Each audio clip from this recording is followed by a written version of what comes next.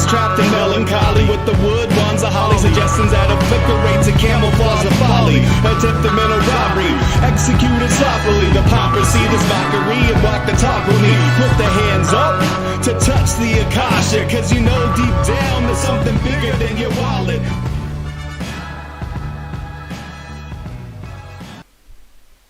So we, eternal balance of all that is good, true, and beautiful friends, welcome to your Sunday night Rogue Ways episode. Tonight I'm going to talk to you about aliens, and tell you some stories. It'll be interesting and weird. But first I'll tell you about the stuff I tell you about every time.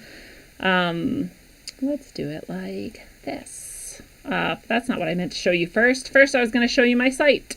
This is rogueways.org, or also known as CoreySharman.com.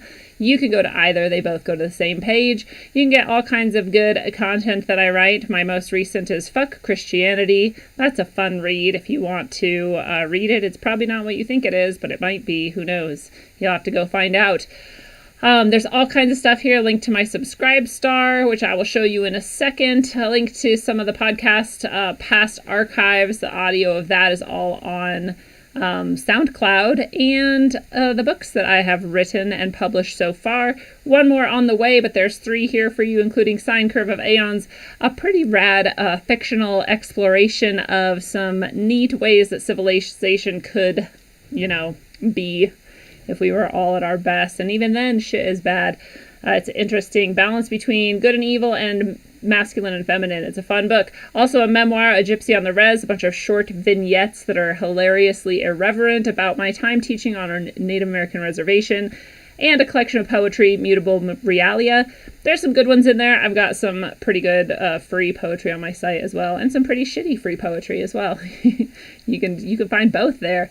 You can find out about tarot readings, my sort of philosophy about them, and the deck I use and whatnot here. And you can also find my PayPal link. This is good if you want to donate to the show or to my work, but also if you would like to buy a book from me directly instead of through Amazon, you can gift me through PayPal and do that. It's only $15. That cuts out the tax for you and the shipping for you if you are in the United States. If you're out of the United States, we'll have to figure something else out, but that's all here. If you want to actually purchase a tarot reading, you can do that through just directly giving me that money through PayPal, or you can head over to the shop area of the page where you can find classes and tarot readings. There's all kinds of stuff here for you to check out if you want to learn about some of the things that I offer teachings on. If you want some guidance one-on-one, just you and I chatting about any goals you have and arranging a way to meet those goals. And then also the tarot readings here,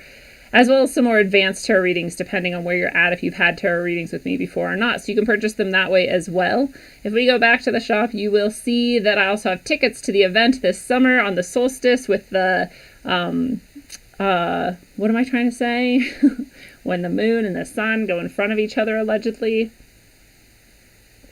Jesus, that thing, when they do that thing. Eclipse, good Christ. The eclipse is going to happen on that weekend as well. We're going to be hanging out on a shamanic eco retreat in Pennsylvania, so it's going to be pretty rad. You can also buy my new Orgonite pendants that I am making. More Orgonite art is coming. These are the ones that are left. If you want to check those out, you can buy those there. Again, if you are in direct contact with me, please just tell me which one you want, and we'll set up the payment with between just us instead of having tax and all that crap in there. So let's do it that way instead. So lots of stuff on the site, rogueways.org or CoreySharman.com to get there. You can also support me, which I really appreciate, through Subscribe Star. There is all sorts of levels, including the $1 level. And so if every single one of you guys listening out there subscribed at least at the $1 level, that would be an amazing thing to do. Everyone can afford $1 a month. You are then the base of my support, and that is amazing. Each tier above that gives you a little bit more access to a little bit more things, including the $55 level, which gets you that tarot reading we were just talking about for a little bit cheaper each month than you would pay for just the tarot reading, plus all the content on Subscribe Star. So that is the best deal that I offer for you. And I want to do a shout out to Johnny Larson. He does the songs that you hear at the beginning and the end of the show, as well as the art. If you ever see art behind me, that is his art. And you can find all of that here on his page. He's a pretty amazing artist. He's very gifted, especially musically. And he doesn't have as much music available as he does art, which is amazing to me. But if you go, anybody, to his Patreon, which is patreon.com/Johnny Bravado, which also links from his site, I believe. You can actually find the song for free. A lot of people like the ending song, so it's right here. This is to anyone. You don't have to be a subscriber to do it, although while you're there, I heavily encourage you to support him at the dollar level as well. We both have those, so you can do that too. But this song is here for anybody to grab it, so if you love that song that's at the end, there you go. It's yours. All right.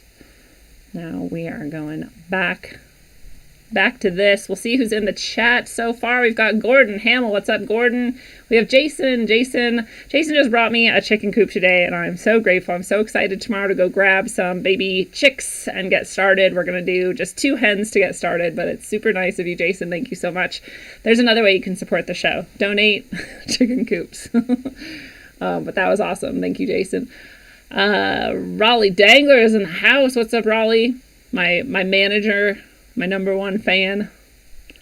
We've got Sue Finelli. What's up, Sue? Sue, I saw 333 today and yesterday, just so you know. 333 has been on me. I've seen it everywhere. We have got some people in the D Live chat room. If you are on Facebook and you're wondering who I am talking to, you need to go to YouTube or DLive in order to interact. Mostly YouTube is where the action happens. If you're on Facebook chatting, that's fine. I just won't see it, and neither will these people that I am talking to until after the show. So hop over to YouTube to get the action. Rad. So, yeah. I'm going to talk to you guys about aliens. Oh, see, here's some of Johnny's art. Oh my God, it's hard. It's all backwards. Anyways, over here. That's his only piece I think that you see anymore. It used to be like all behind me, and then we rearranged our whole house. So it's different now. But yeah, JohnnyLarson.com if you didn't catch that when I was talking about it. So yeah, I hope you guys are doing okay. Today was really nice. Got to stand outside for a while the chicken coop was coming in, and see neighbors walking by, and it was a sunny, nice day, and everybody seemed pretty chill, and not everybody had a mask on. And I don't know, man, if you want to wear a mask, wear a mask. I just think that it's crazy because it doesn't do any good. Unless you're sick and you have to go out and you're trying to prevent it from spreading. That's the point of a mask, but everyone forgot, and now we're all wearing masks like crazy people. But lots of people weren't, and that was nice. And we got to see dogs and talk to people, and people in Colorado are freaking nice. I don't know if I've mentioned this before, and if maybe you already know, but there's something called the Seattle Chill, and I grew up in the Northwest, and it was definitely everywhere, not just Seattle, that people are just kind of not like horribly rude. I didn't think it was rude, at least, but it was just like, you know, standoffish and distant, and like you're not really interactive, and kind of, I don't know, I just didn't really ever notice it until I left. And especially here in Colorado, it's like people will talk to you. People will stop and talk to you as though they've known you for years, and they don't at all know you. And like, it's rad. I enjoy it a lot. It's nice to feel that, you know, humans recognize humans, and that we're all sort of in this together. Not in the stupid way that everyone is saying it as like a mantra right now, like we're all in this together, but as a true way, like we actually are in this together, and we're here with each other whether we like it or not, and make the best of it, and try to, you know, make it pleasant for one another. It's nice to have that experience. So what is up, AG Welder Girl?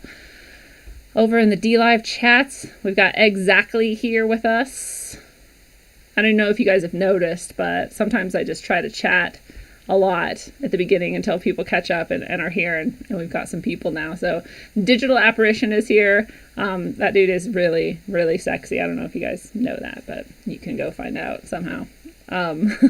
So yeah, I'm gonna talk to you about my experiences with aliens. I think they're somewhat unique, perhaps. They're not unique at all.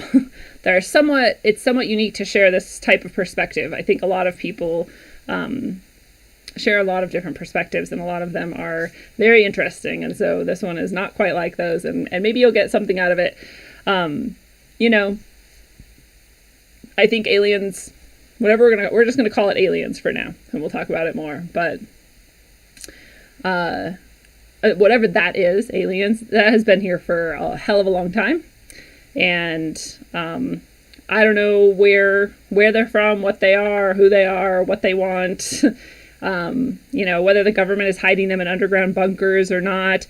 I don't know any of that. And I don't really think that anybody really, like, maybe a few people do, right? But like mostly people don't know. And if they claim to know, I think they're lying. But I do have experience to share. And so I'm going to share that experience, and you take it or leave it, and, you know, take it with however much salt you want. And that's all we can do, right? So I've never really shared like too much of these experiences, at least not necessarily as a whole episode, and not, you know, I kind of like, I don't hide them. I might mention them from time to time, but I don't really go into it in depth a lot because I think it freaks people out a bit. And just like you may have heard me describe before, I was told, and I think it's good advice, to not just drop this kind of shit on people, that it's actually bad for people's psyches when you just are like, oh my God, this is this fucking thing that happened to me. And they're like, whoa, like I can't handle that. And it can really harm people, actually. So I try not to just like fling it around, because I think that that's not good for everyone. And I try to wait for people to basically ask me for it. And then I'm happy to share any of my experiences, basically, that I've ever had, not just with aliens, with anything, but mostly when people ask because of that reason. And so this is kind of your, like, you know what you're getting into in the show. I assume if you're here, that's you sort of asking for this information and me sharing it back. And if you got to this point and you realize like, oh, I don't want to hear about this shit at all, then you should probably go and not listen to this. But, and you know, there's going to be people who, are on all sides of this spectrum, and that's totally fine. This is just my experiences that I'm sharing. But yeah, I'm not trying to prove anything or convince anyone of anything. I don't have any interest at all in what other people think. I mean, I have a lot of interest in what other people think. I don't care what other people decide about like what's true or not true, or how they're going to choose to interact with something or not, or whatever. None of that is of any of concern to me. And so I'm not saying that I have evidence. I don't care, again, like if people take it or leave it or whatever. I'm just going to share my experience, and that's that. So yeah, people can agree, disagree, love it, hate it, think it's stupid, whatever. It doesn't matter to me so much, but I am totally open to any questions. So, you know, obviously as normal, if I'm talking and you guys have a question, drop it in the chat and I'll try to answer it as completely as I can and as honestly as I can. And yeah, I can just only speak from experience though, so I'll do my best. But see if anyone else has showed up before we jump into the meat. We've got Red Moat, what's up? Nice to see you. We've got the 5 Liberal Arts. What's up? What's up? We have Maria. Woo! Nice to see you.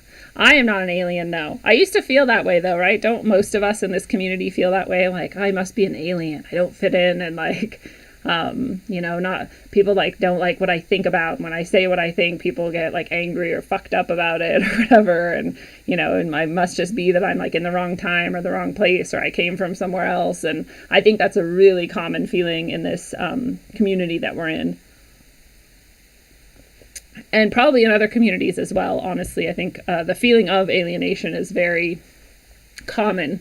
We don't have a society that really welcomes and like makes people feel like they're connected and part of something. And so when you also have ideas that are not the mainstream, it can feel very alienating. So I used to definitely be like, I must be an alien. I got dropped on this planet on accident or something, or like I got sent here for some reason and I'm just like trying to get through. But I don't think that anymore at all. But good question. So aliens. So I started interacting with whatever aliens, if we want to call it that, when I was a teenager.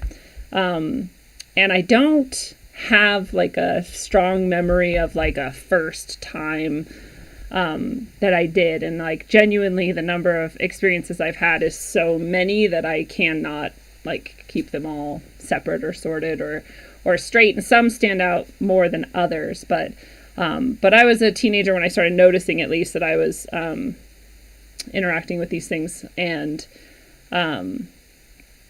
but mostly what I started to see was just weird lights in the sky. Very strange, weird lights in the sky. And this is like going to be like 1996 or so and on. And so, you know, very possible that we have just crazy governmental technology or whatever that's like 20 years advanced, and that I was seeing that shit, and that, you know, the rest is coincidence and misunderstanding, but probably not, as you'll maybe see. But it is possible, I guess. And I think the first thing I really remember when I'm thinking back and trying to find like an earliest experience was that I was driving in a car with my friend. We're like 15, 16 years old. And we're in a really remote area in the Pacific Northwest, and there's not street lights or anything. In this area that we're driving through didn't even have, you know, house lights. The houses are back off the road, and it's all just dark road and forest. And there was a light following us for like a while. And it was a green light, and that was it. That was the whole experience. It was weird, and we were like, what the fuck is that? Like, what the fuck is going on? But who knows what that was? I just know at the time I was like, this is really fucking weird. Like, something weird is going on. And when I told like adults about it, or my mom and stuff, they were, you know, people were just like, I don't know, you're probably crazy. Like, which is the number one response to all of these experiences, is people are like, you probably imagine that can't be real because it doesn't make sense to me. So I think that was that's at least the earliest thing I can like remember had happened, that was unexplainable and possibly related to this phenomenon, you know. And shit was kind of like getting weird in my life in general at that time, so it makes sense that it would have been at the same time, but I'm not really sure. And it was kind of near an airport, but again, in this area, this airport's very remote. It's a type of airport that like hobby small, you know, remote control craft basically were like almost the only craft that used this airport. So it could have technically been someone who like broke in the middle of the night and was like using it and like was following the car just for fun. It could have been something like that. Who knows? But I don't think it was. It was very weird the way it interacted or seemed to interact with the car as it was following us, but followed us for quite a while, and then it took off, and it was weird.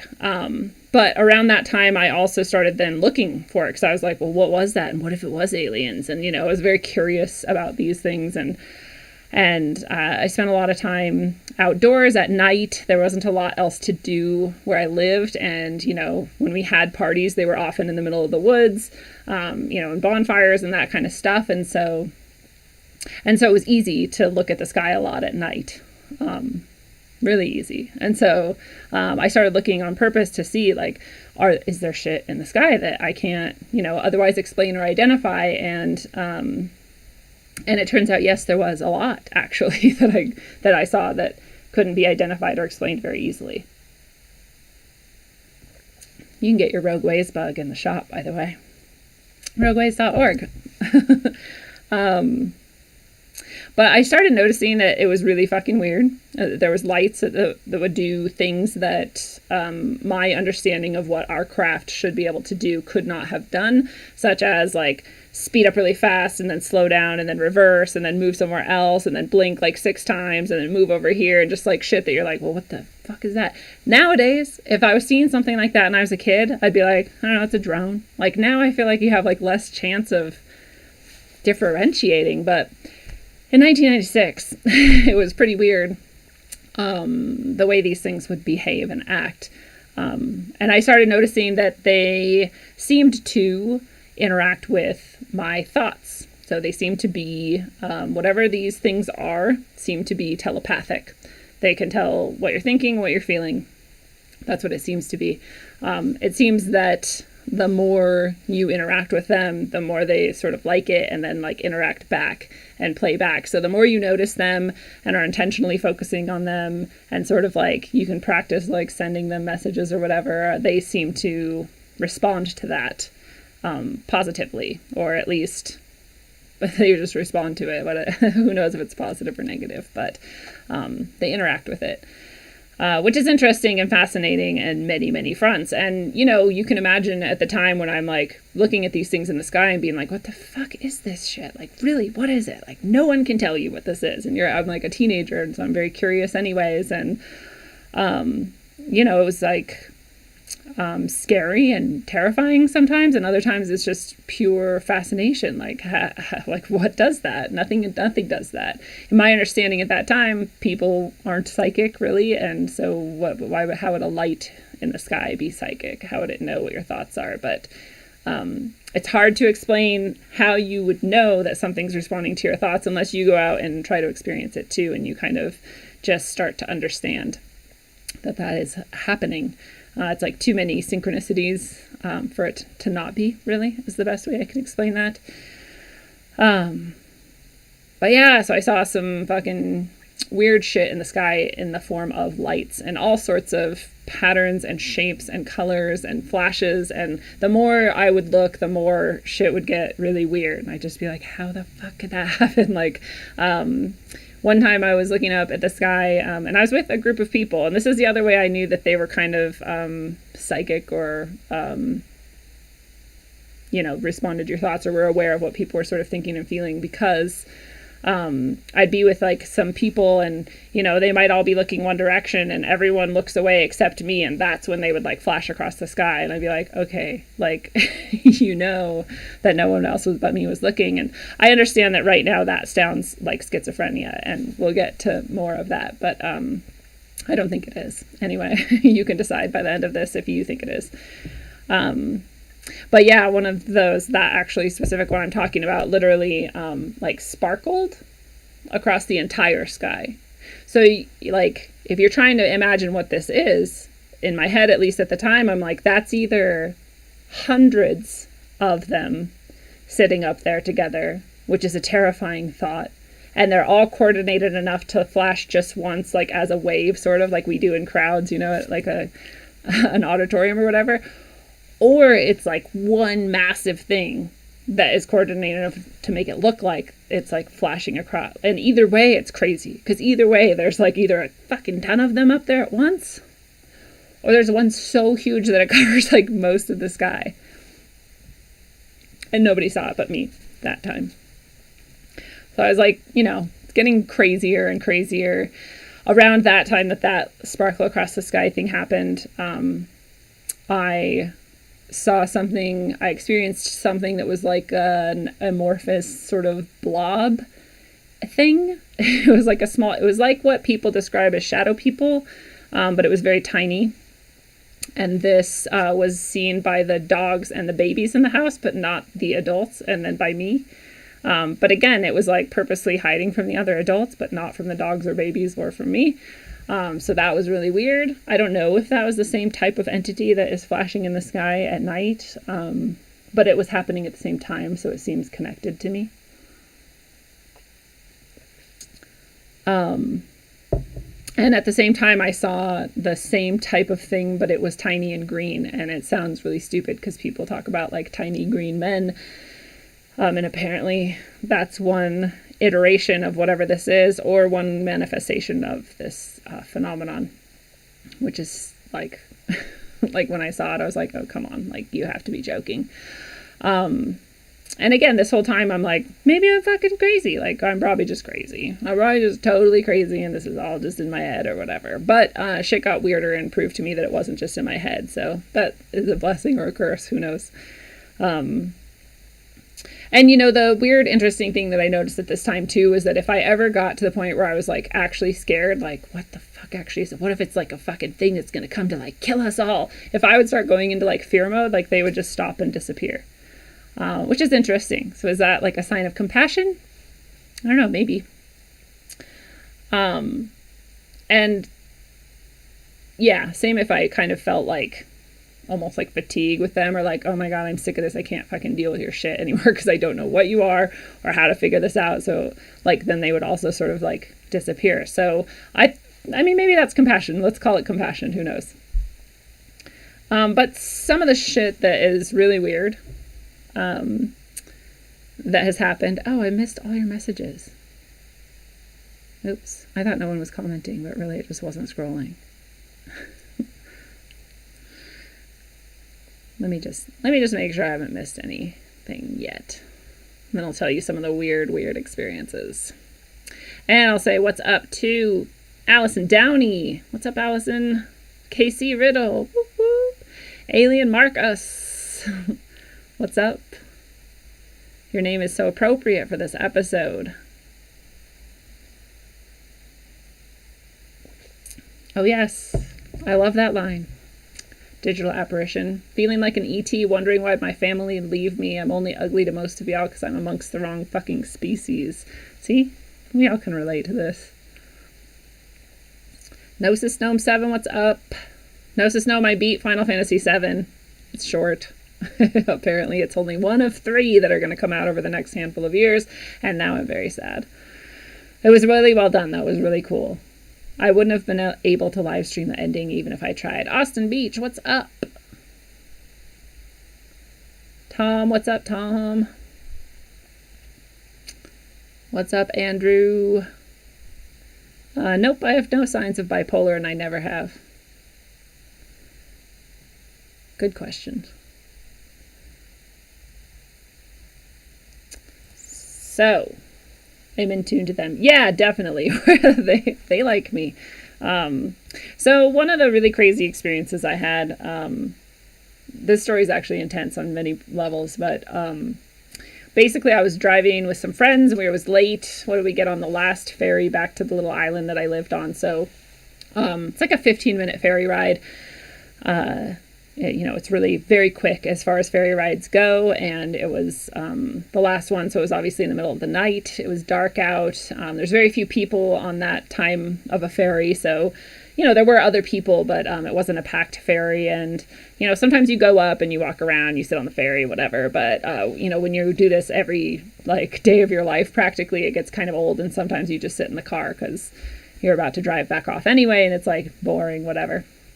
So we're sitting in the car, window rolled down. I'm next to the window in the back seat of the car, and the window that's rolled down is next to the window that looks out of the ferry. So on the car level, there's just giant holes in the side of the boat that are like windows.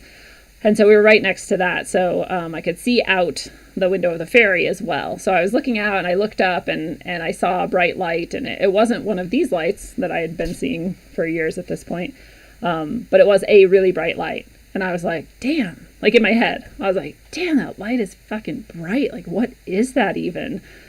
And literally, right as I thought that, the instant that I thought, that light is so fucking bright, what is it? It disappeared. And exactly as it disappeared, right next to me appeared 3 lights. They were just hovering in a straight line. 1, 2, 3. It was like they were equidistant throughout the window that I was looking through. And I was like, huh? And in my head, I'm like, a boat must be going by the ferry, and these are that boat's lights, because they were just right there. And the boat started moving, the ferry boat, or maybe it had just already started. Anyway, we were moving, and the 3 lights stayed exactly there. And I was like, this is not, if you're boating, and maybe if you're boating at night and you're stupid, you would be that close to a ferry. But in general, boaters know that you don't approach a ferry, you don't go close to the ferry. The ferry's fucking huge and it'll kill you. And also they might not see you, and you just wait until the ferry passes and then cross its path. It's pretty standard. You would not see those lights next to a ferry boat. So it was really weird. So the people in the car with me, I was like, do you guys see these lights?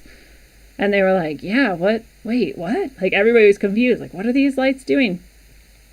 Then once everybody's looking at them, right next to my face. I mean, this is within, I don't even know, less than probably 3 feet or less.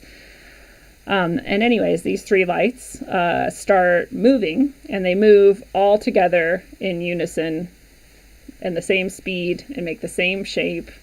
And it started slow and simple, and then it got faster and faster and faster and faster. And by the end, it was making super complex shapes all three at the same time, making these shapes, changing colors. Like, it was fucking, like, nobody spoke. We all just stared at it. I don't know how long that went on. Like, I have no idea, because I just know it was insane. Like, it was fucking the craziest thing that had ever happened to me. And then they stopped, and we all, like, breathed, like, finally, like, not realizing we hadn't breathed for who knows how long. And then they, like, darted off, and we were like, what? Finally, someone was like, what the fuck? We got out of the car. We were like, huh? So other people saw that, obviously. They were in the car there. They all saw it. When it darted off, what was even weirder, because some part of me felt like we had gone into, like, another dimension, and, like, that was just happening for us, and, like, no one else saw it. But when they darted off, the ferry actually stopped, which is very strange. That only happens usually when a stupid boater comes too close, or whales come. When whales come, we have to stop, which is awesome. But it stopped the boat. It not only stopped the boat, but they turned their floodlight on and started looking. So the best I can guess is that the pilot saw those lights too and was like, oh shit, a boat is really close, and stopped, and then, like, the lights disappeared, and so they turned on the floodlights to try to make sure they weren't going to run over a boat, another boater. So not only did other people see it, but, like, the whole boat saw it. I say this only so that you realize that I'm not actually schizophrenic, most likely. Who knows? It still could be, but but that was a lot of corroborating evidence that phenomenon had actually taken place in, like, three-dimensional reality here. So that was crazy enough. That was a crazy enough experience just, like, by itself. No one wanted to talk about it after that. No one in the car. Everyone was just like, don't fucking talk to me. Like, which is very interesting. I learned a lot about psychology through this experience, because not only did they not want to talk about it that night, and I was like, everyone's tired, like, you know, whatever, I'll just, like, talk to them about it next time we hang out or whatever. But the next time we hung out, none of them. But some of them were just like, huh? I don't even know what you're talking about, and, like, would walk away. One of my friends was in the car, was much closer to me than the other people in the car, and so her, I, like, pressed for it. I was just like, dude, you were fucking there, you remember. Like, do not tell me you forgot. And she just was like, I don't want to, and finally she, like, snapped, and she, like, grabbed me, and she was like, okay, I fucking remember, but I don't want to talk about it, and never bring it up again, and, like, stormed away. And I was like, whoa. So don't push it. So I didn't ever bring it up again, because I was like, it's the first time I really realized that, like, this type of thing can really, like, fucking break people.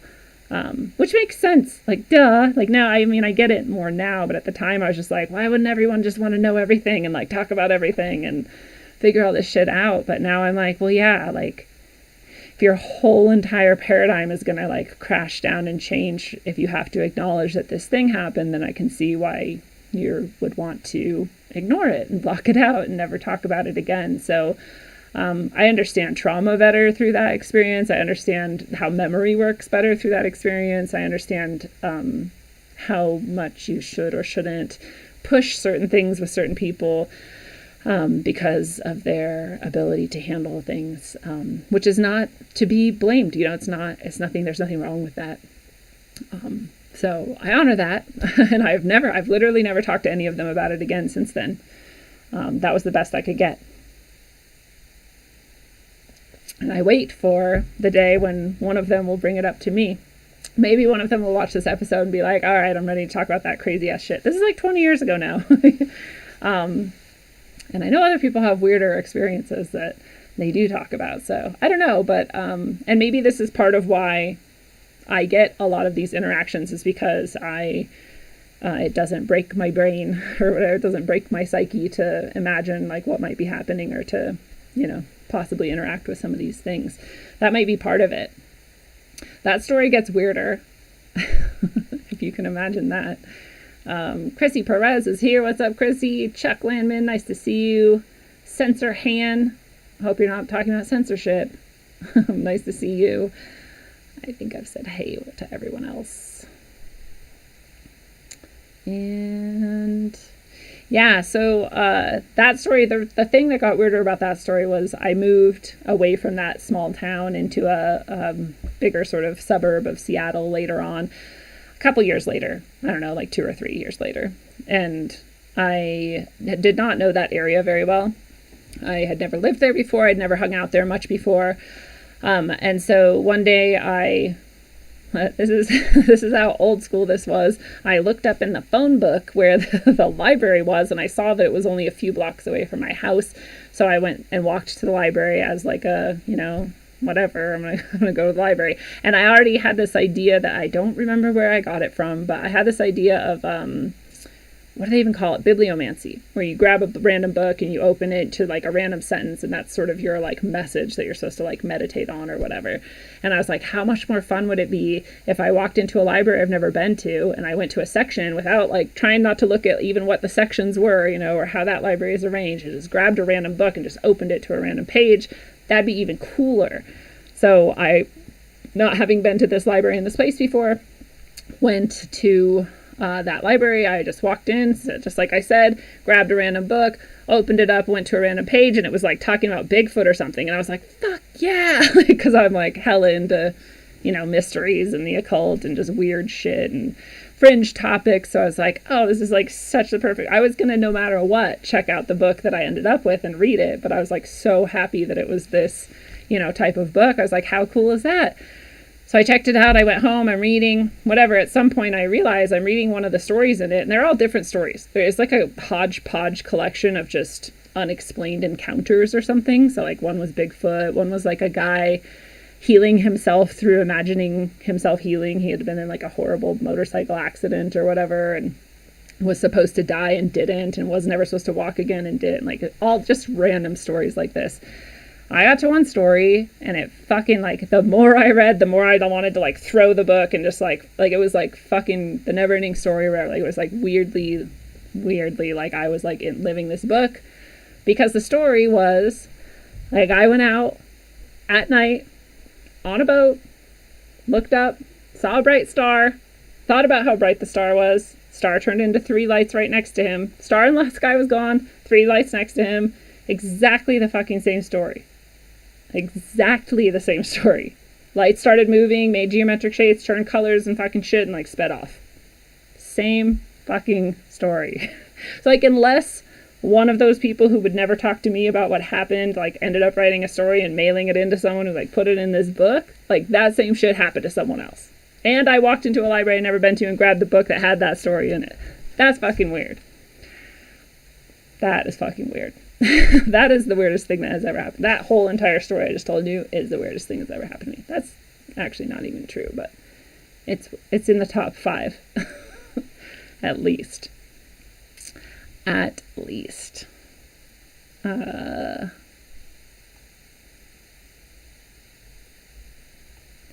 Chuck Lamon says, a good way to get action going on in the sky is to shine a bright light up into the air in the middle of the night. Weird shit happens. That's fucking true. And there's other ways that we'll talk about too. Anybody can do it. I am not a Satanist or a Luciferian. No, I oppose Satanism and Luciferianism completely. Thank you for asking, Bat-Face Gargoyle Feet. What's up, Adam Bomb? Chris Ann's in the house. Hi, Chris Ann. I don't know the name of the book. It was 20 years ago. If I was smart, I would have written it down. It might be in one of my journals, actually. It probably is. And I have every single journal I've ever written, so I could probably find out. But it became unimportant to me eventually, so I do not have that. But, it was something generic. It was something like Mysterious Stories of the Unexplained, or it was like a book like that. It was like as cheesy as it sounds.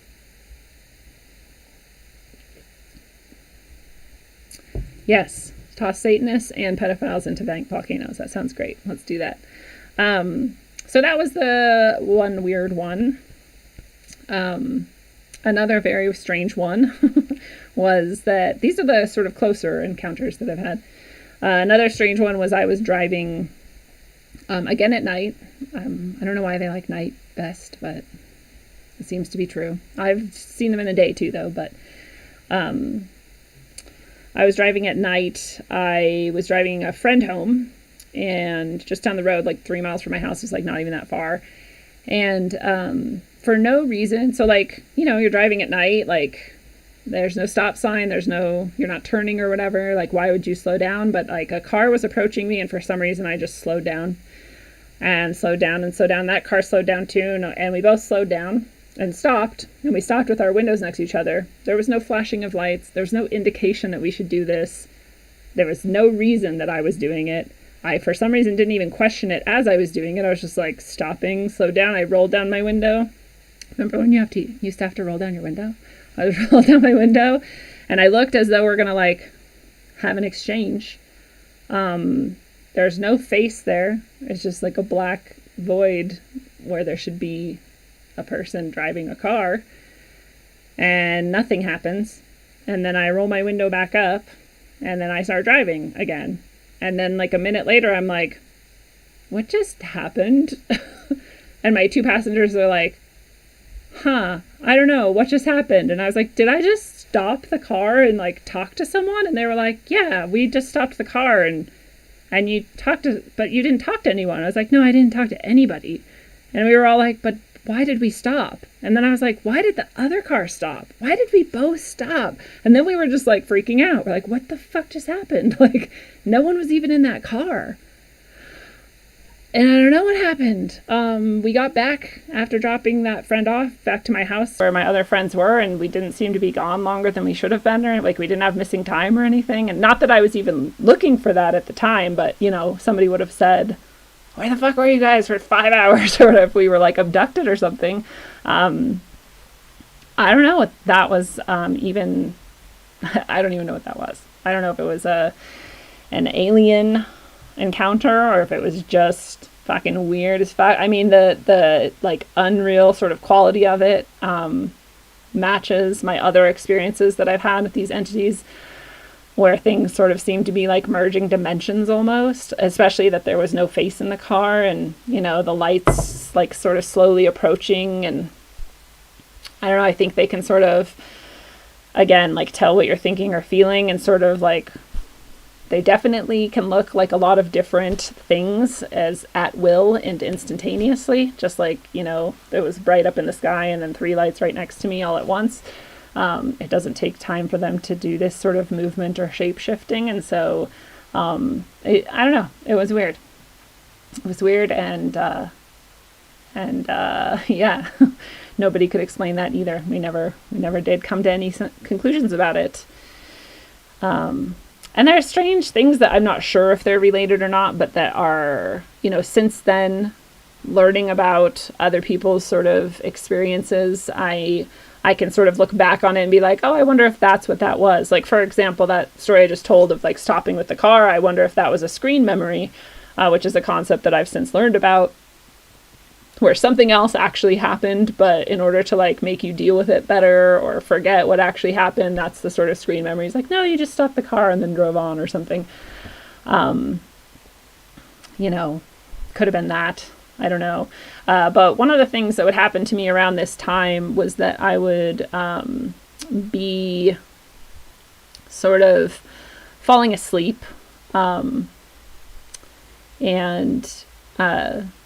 You know, there's this like sort of liminal state you're in when you're falling asleep. And so it's hard to say that this is anything but sleep or dreams, except for your own sort of like feeling about it and like understanding of your dream and sleep states and how this might have been different from those. And so I get that it's like super subjective, but I'd be falling asleep, and it would always be when I was on my back, which is interesting because that's true for a lot of astral out of body experiences. You generally have to be on your back. And I would get like a vibrating feeling, almost like below vibrating though. It was like if my body were like humming or something. Super weird feeling. And every time that would happen to me, I would have these experiences that were very lucid, like lucid dreaming almost, but not lucid dreaming really. And every time that I would have those, the times that I can recall at least, would seem to be in like outer space with other entities on a ship, And I'm doing that in quotes because none of it was very clear at all. These were just impressions that I was sort of given. And I would always be sort of in a situation where I was being like tested somehow, often mentally and emotionally. Super weird. Never saw the entities involved, just had like an idea that they were there and they would talk to me and interact with me, but I would never really see their faces. So I don't know if that's related. It seems related to me. It could just be weird dreams, but that's not what it seems like to me. That happened at the time as well. Chuck, you said something somewhere that I was trying to find, it was Raleigh. Said, I think they're likely from another dimension, but somehow they end up here sometimes. I totally agree with that 100%. That's my understanding as of now. Do I find myself susceptible to outside energy of other people? Totally. I have to really work to keep my other people's energy outside of my experience and mine within my own. Keep my boundaries strong. Chuck says, so it's weird is seeing ghosts tearing into the solid realm with your own eyes. Yeah, I don't know if I've ever seen that. That sounds crazy. I can imagine it, though. Gnosis Gnome says, I feel in the sky and have seen a lot of strange things. My wife saw them with me once and made me feel good and not crazy. I know, it's like, it's nice when someone's willing to go try to look at them and see them too, so that you have even more confirmation that you're definitely not crazy, and definitely anybody can see these things if you want to. Bob Dylan, what's up? Mateo, what's up? Clarissa explains it all. I don't know that show, but hopefully Clarissa's not a Satanist.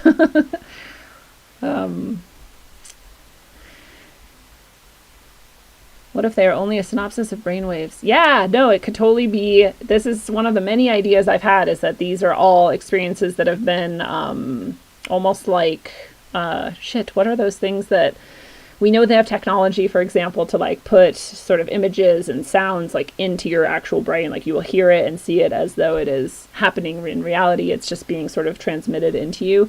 I've often wondered if that is what's going on, but it would be a really intense experiment over many years in very different settings and ways. And so I haven't ruled it out, but it doesn't seem to me like that's what's happening. Although I think that it could, and I think that that could mimic this perfectly.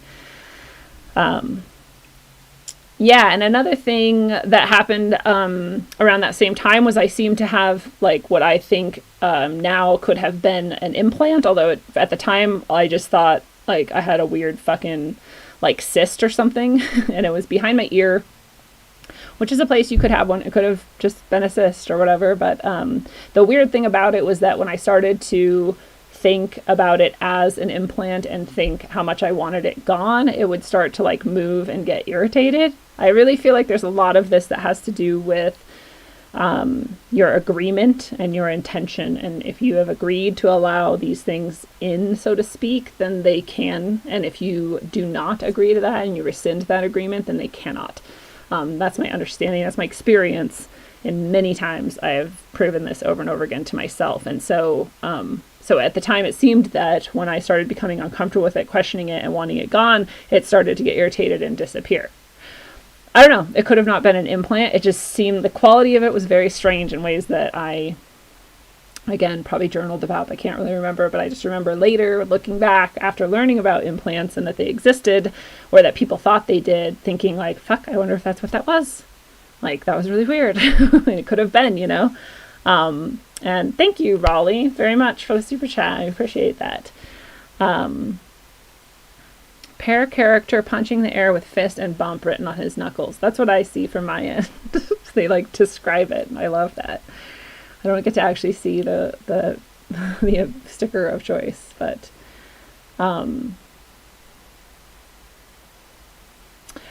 yeah, so there was that possible implant. Who knows if it was or not. It did seem to move around, and again, it was strange. It behaved in strange ways. I also have what might be called a scoop mark on my back. It's kind of large, and it also appeared at that time, and it's never gone away. I don't know if they ever go away. I guess they don't. But it's just kind of like an empty part of my body. It's just missing. It's about the size of like a melon scooper or a melon dollar. And yeah, that could just be random nothingness, or it could be related. I don't know. And then one time I did have missing time that I know of. And that was very strange because I, again, didn't know what missing time was. And even when it was happening, I was like, I don't know, you guys are fucking crazy. Like, whatever. Just like people probably think about me when I tell them these stories. But I went outside to smoke a cigarette and my friends were inside. And I'm just kind of like a weirdo. So I laid down on the grass and looked up at the sky while I was smoking. And I was just kind of like enjoying being outside at night, laying in the grass, looking up at the stars. It was really beautiful. It was a warm summer night. I finished my cigarette and I went inside. And when I went inside, people were like fucking losing their minds. They're like, "Oh, Lindsay, where have you been?" I was like, well, I was on the grass. Like, what do you mean? They're like, "It's been forever." I'm like, "It's been 7 minutes or something." Like, maybe I smoked 2 cigarettes. So like, it's not been that long. And they were like really, really upset. And I got really serious because I was like, "Dude, I'm fine. I'm right here." And they were like, "No, you left. You went outside to smoke like 2 hours ago." And I was like, "I don't know what to tell you, dude. I smoked 2 cigarettes and came inside." And did I see flashing things in the sky before that? Yeah, but I always did. So it didn't mean anything. Like, it didn't matter. I did not associate the 2 things. But that's the only missing time that I know of.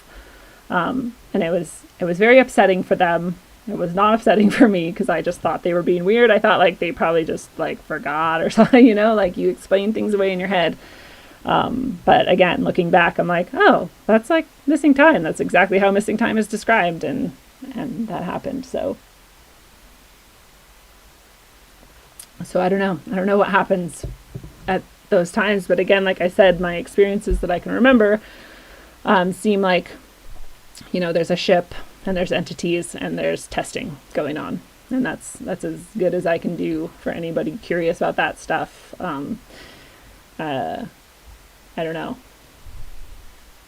I don't know anything more about it than that.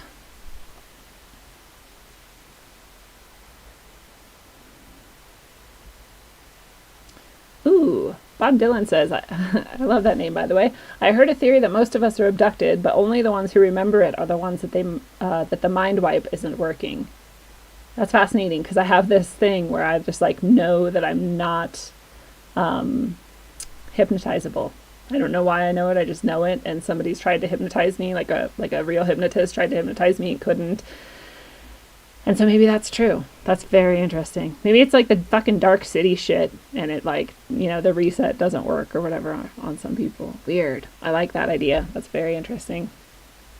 So what I do know, I know that they can take any shape, literally. Literally any shape. They can be a tree, they can be a plane, they can move around, they can flash, they can not flash, they can be invisible. I'm sure of it. If they can look like anything, I'm sure one of the things they can look like is nothing. You know, they can be a little green man. They can be a fucking Cessna in broad daylight. They can be anything. So could you have had an experience with one of these things? For sure. Like, definitely. It could be standing right next to you and you could not know it. And hopefully that's not terrifying because obviously they don't do anything most of the time. Or at least not what we can remember.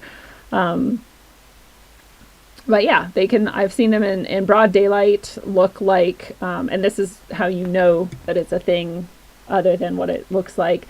You know, I've watched a plane flying through the sky, and then it suddenly turns into a different type of plane.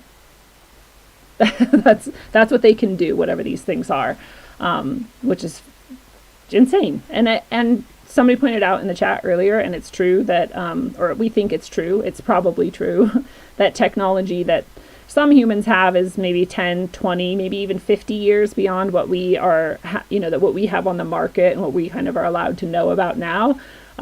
So could, for example, humans have technology that would make it look like it's one plane and then it could change into another plane? For sure. I think so.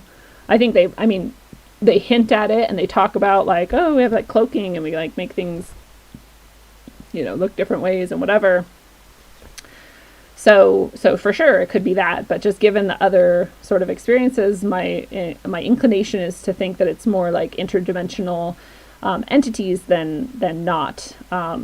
If we look at the idea of, for example, I'm reading the book of Enoch again right now, and Enoch says when he gets to heaven or whatever, he says, these beings, these angels, he said they looked like whatever I can't remember if it was like fire and lightning or whatever, but they looked like one thing, and he's like, and then suddenly they were standing next to me and looked as men because they could take any form they wanted. So I'm like, I think of that when I see these entities, and I think of the idea of the Djinn. The Djinn are also known, or if you believe in them or whatever, in that culture, Djinn are shape-shifting entities of smokeless fire that can look like anything they want to. So I think that is a perfectly reasonable explanation for what these things are, if they're not some sort of advanced human tech, or sort of mind fuckery that's being beamed in or whatever. That's my best guess, and that feels right, and it fits everything that I have experienced and know about them. So I think, that shape-shifting that I've seen and the other aspects sort of fit the description. And therefore we sort of see that like they've definitely been around for thousands of years, if not more, right? So we have like that record of those types of experiences going back that far.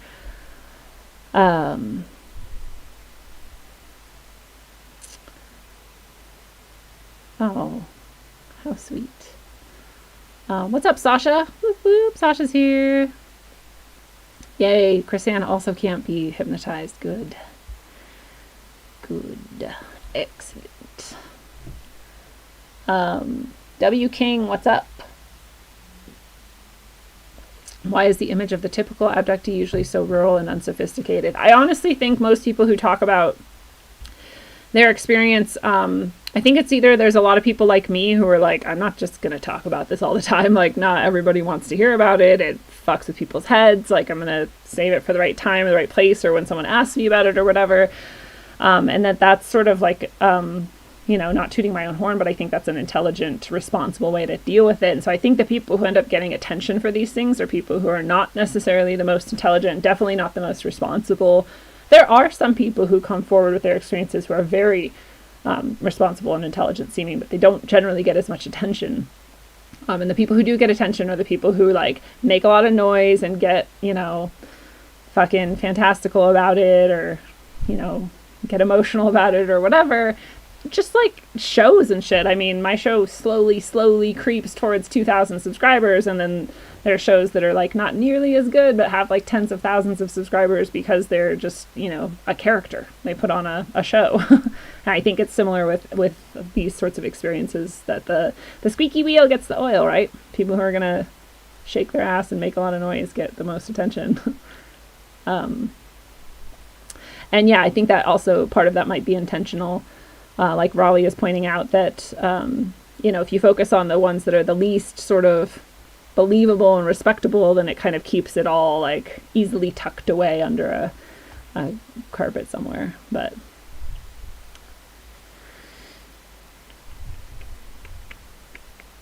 yes, I think it's partially propaganda, and just like the sort of conspiracy theorist push by the CIA to label anything they don't like conspiracy theorist. Like, I was thinking today, I was like, why is it conspiracy theory to imagine that vaccines might not be that great for us after all? But it's not a conspiracy theory at all to just say that hydroxychloroquine is totally not going to work for, the corona schmoda or whatever. It's like, what? They're both equally as like good questions to ask and to wonder and to see like where follow the money and all of those things, but only one of them is demonized. Very interesting.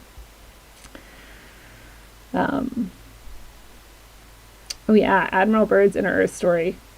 Yeah, my ideas about what's within our Earth and what's out there in the universe have like completely swapped lately. It's very interesting. Mostly because I learned that the abyss where like the, fallen angels are imprisoned and not torture, whatever. I guess it's torturous, but whatever. That's actually out in space in the stars. The stars are the abyss. That's the abyss. And then, so where would heaven be? Wouldn't it have to be below our feet? Wouldn't it have to be within the earth? I don't know.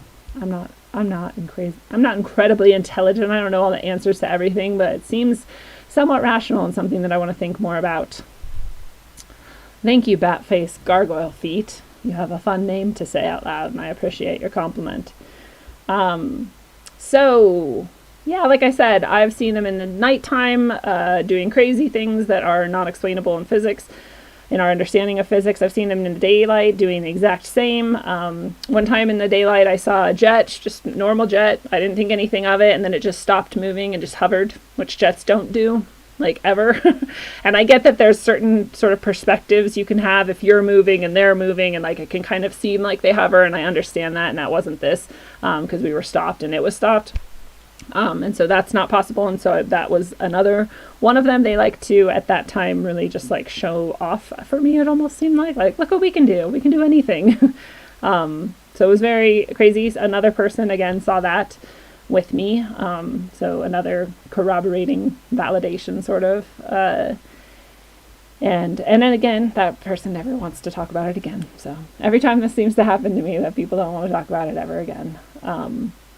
Some people do, though. Some people used to ask me, about whatever. I would tell people more openly back then, just because I didn't really understand the like breaking people's psyche thing. But they would then, some of them would be like, well, I want to see, like, fucking show me. And so we would go out at night together and see them, and they always would come. And the person would always just be like, what the fuck? Like, what is it? And so anybody can see them. A lot of people have seen them. A lot of the people who asked me to go out with them to see them, like, will still openly remember, like, yeah, that was weird, But some of them won't either. Even just seeing lights off in the distance in the sky was, like, too much. And again, maybe this is why not more people don't notice that this exists or whatever, because maybe they can't. Maybe it's not like they're not capable, but that they like can't handle it, really. Like, I think I say this a lot, and I think it's true that a lot of people, I think, say that they want to have experiences, but in the moment that you're having an experience, it's a lot different than you think it is going to be, I think. I think you think from looking from afar and hearing from afar, you're like, oh yeah, that sounds like really cool, I want to know. But in the moment, it's like your entire understanding of what is happening in the world is like completely flip-flopped, because you're like, well, now fucking anything can happen. Like, there's no, the foundation is shaken. So I think it's a lot more terrifying than you might think, or it can be at least. Don't become a drunk, wisdom trek. You can do anything, but that would not be the best choice.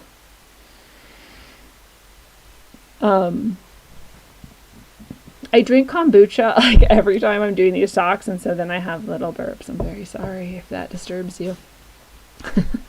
That'll be the like quote that they use to like make me look like a fucking idiot someday. All right, so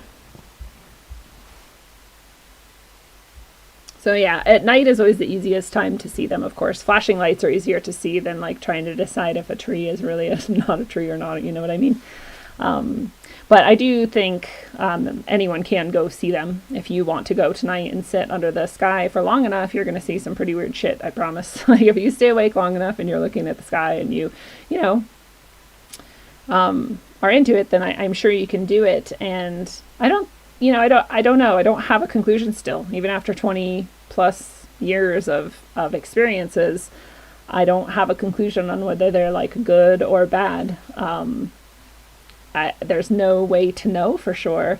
They're definitely not physical, not in the way that we understand physical things, at least. At least I don't understand anything physical that can move that fast and shapeshift and just instantaneously, except maybe like a hologram or something, I guess. And that could actually be some sort of aspect of their being. I don't know, because I've never physically touched them. And that sort of interdimensional quality, like maybe it's holographic, I don't really know. But it's definitely not like what we understand physical reality to be. And, like I was saying, I think that's that thing that like maybe not everyone can really like accept it or like deal with the reality of it if they do see it. So it starts to make me think like, I wonder how many people have actually seen really crazy shit and just blocked it out, like those fucking people that I had that experience with. Like, they would not even talk about it, and I don't know, like, I try to wonder, like, do they even think about it ever, or they just totally block it out? I don't know. So how many people have had an experience and just don't remember it, blocked it out, or even remember it, but like the way they remember it is like not what actually happened because they sort of like cognitive dissonance it away or whatever. Like, no, it was just a bear, it wasn't Sasquatch or whatever. Like, that seems very likely to me. It seems very likely that a lot of more people have had experiences than they realize. And so I've even heard people say, you know, when they start thinking about this and sort of questioning it, like sitting with it for a while, and they think back, something will come up and they'll be like, oh my God, like that thing that happened. And like, you know, whether it's like Bigfoot or Dogman or like aliens or something, something weird will sort of pop up and they'll be like, I totally forgot. So it's possible. It's possible. But again, I don't think it's cool to force people to reckon with the reality of it. Like so many things, I think it's like, it's cool to respect people's sort of like need to keep that not a part of their day-to-day life. And that's just where they're at. And that's okay. So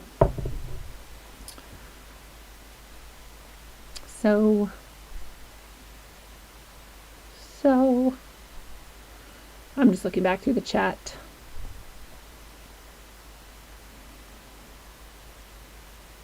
Yeah, good point. Allison Downey points out there's not enough people looking up because we're all on our phones. For real, like that, I think about that like back then, I was outside, it was nighttime, like I was saying, there wasn't other like shit to distract me, and so I would just be looking up a lot. Like that's, I mean, to be honest, I've been looking up since I was a kid. I used to like take pictures of clouds, and my aunt would give me a roll of film to like take pictures of my family and stuff, and I'd take pictures of like clouds and fucking like everything but my family because I didn't get it. But yeah, I think we used to have more attention and time for these types of things. And yeah, like Gnosis Gnome says, people don't think enough to even think about interesting stuff. That's true, that's true. Andrew makes a good point. He says, if you're past 30 and haven't seen strange stuff, you're not paying attention. I genuinely, like, I wonder if that's it. You're either not paying attention or you, like, blocked it out. I think a lot of people have probably blocked some shit out. I am a kombucha hippie. Yeah. When things suddenly behave in ways you didn't expect, it's scarier than you think. What's up, Steve S? Yes, you can have a miraculous, intense experience one day, and as time goes on, you'll start doubting it even happened. I don't. I trust my experience utmost, more than most things, and maybe that's part of what like gives me that, you know, experience over and over and over again with all these different crazy things, is that I don't do that, but I do think a lot of people do that, start doubting themselves and doubting what actually happened. It's weirder the older I get, like the more I doubt my experience. Actually, when I was younger, I was just like, yep, that's what happened, it was crazy, let's move on. And now I'm like, all the different possibilities, but I don't know.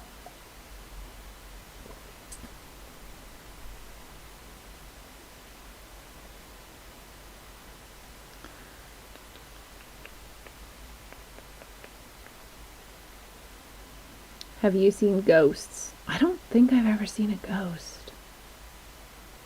I genuinely have to like think back because honestly, like too much crazy shit has happened to me.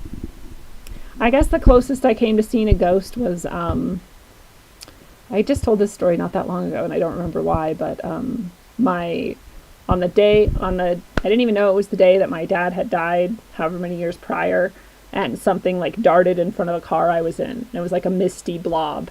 And it was very strange, and everyone was like, what? And the person slammed on their brakes, and so it was like something everyone saw, and possibly that was my father's ghost or something like that. But I think that's the closest I've come to like a ghost. That weird shit, like poltergeist shit happened, but I think that's a bit different.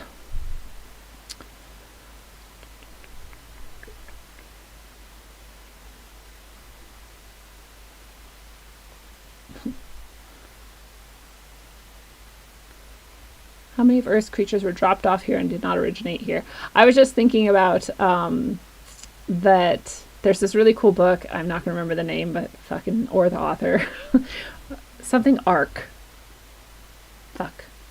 Revelation Space. I think it's Alistair Reynolds maybe wrote it. Anyway, the storyline is that we go out to mine asteroids. Some object comes into our sort of like our solar system, and we go. We're like, this mining operation is the closest ship that can actually like get to it before it starts, because it's starting to leave. Like Earth noticed it and is like, what the fuck is that? And they're like, you go check it out. It's already starting to leave. You're the only one who has a chance to like see it and confirm what it was.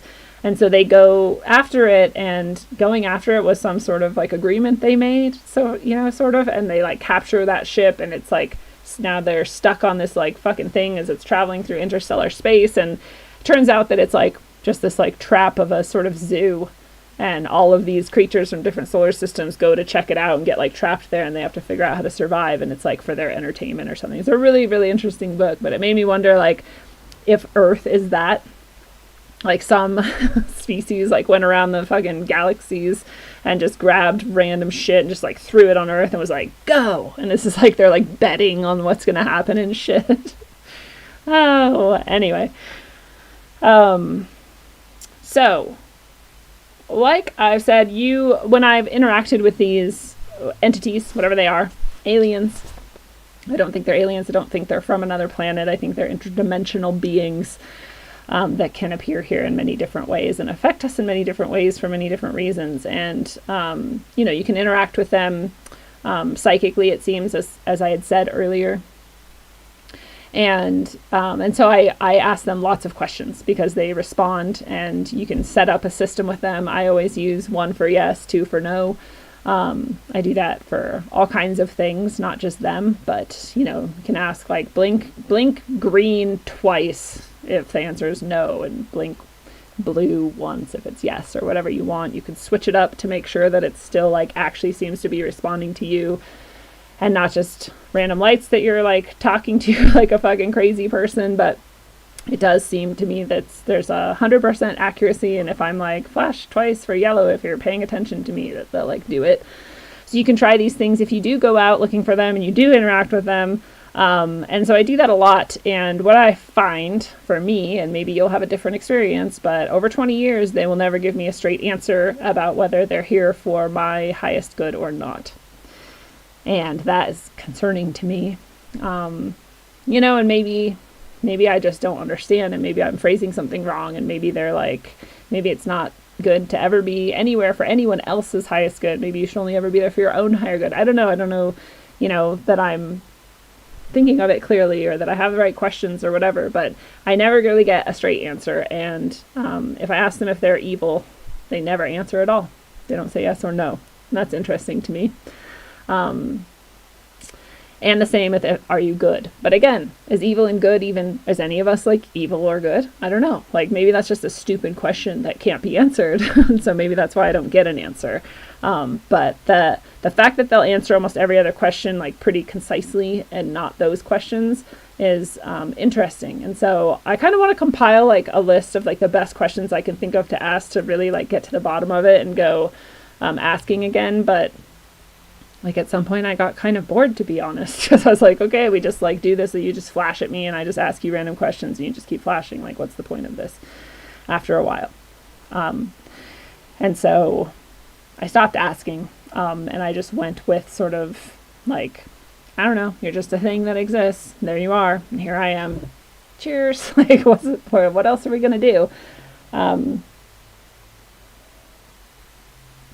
But that same process is actually interesting. You can use that process for any entity that you encounter in the astral realm, in the physical realm, and like in any realm, you can just ask it, like, are you here for my highest good and have my best interests at heart? And if they don't answer, you know, in shamanic experiences and astral realms, if they don't answer or they say no, or answer cryptically, you're supposed to get rid of them with your free will and tell them to go away. And so you know, if I were following the same sort of presets that I have set out for myself in all other realms, then in this realm I would tell them to get lost, right? Because they didn't answer clearly. So that's an interesting thing to note as well. In my experience, that's how I do it. So why would I do it differently here, you know? So, and I've sort of asked them, like, can you be like more clear? Like, can you answer this question or whatever? And they just don't. So it's just like the sort of trickster spirit energy, like, why aren't you honest or clear? If you're not honest or clear, then are you hiding something? And if you're hiding something, why? What is there to be hidden? So I don't know. I still am open-minded. I'm still like, I don't technically know what the fuck. So I'm not going to make a final conclusion, but they're just interesting. There's interesting parts of my experience to note for me to sort of come to my idea of like, what is this and how should I treat it and how should I interact with it or not interact with it. And in other types of realms, again, you know, if I do encounter sort of beings in like the astral or other types of realms and they do that sort of thing, like I said, like that would mean to me that they're not there for my best interest. Again, I just think that it's weird, the similarities between them and how and what that might indicate or mean. So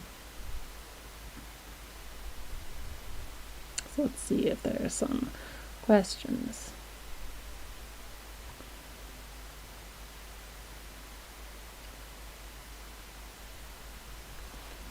Star map 3D. I have a sky map thing too I look at sometimes. That seems cool. I like to know like what's up there, but then you should always just like spend some time just staring at the sky without any apps too. In my personal opinion. My professional opinion.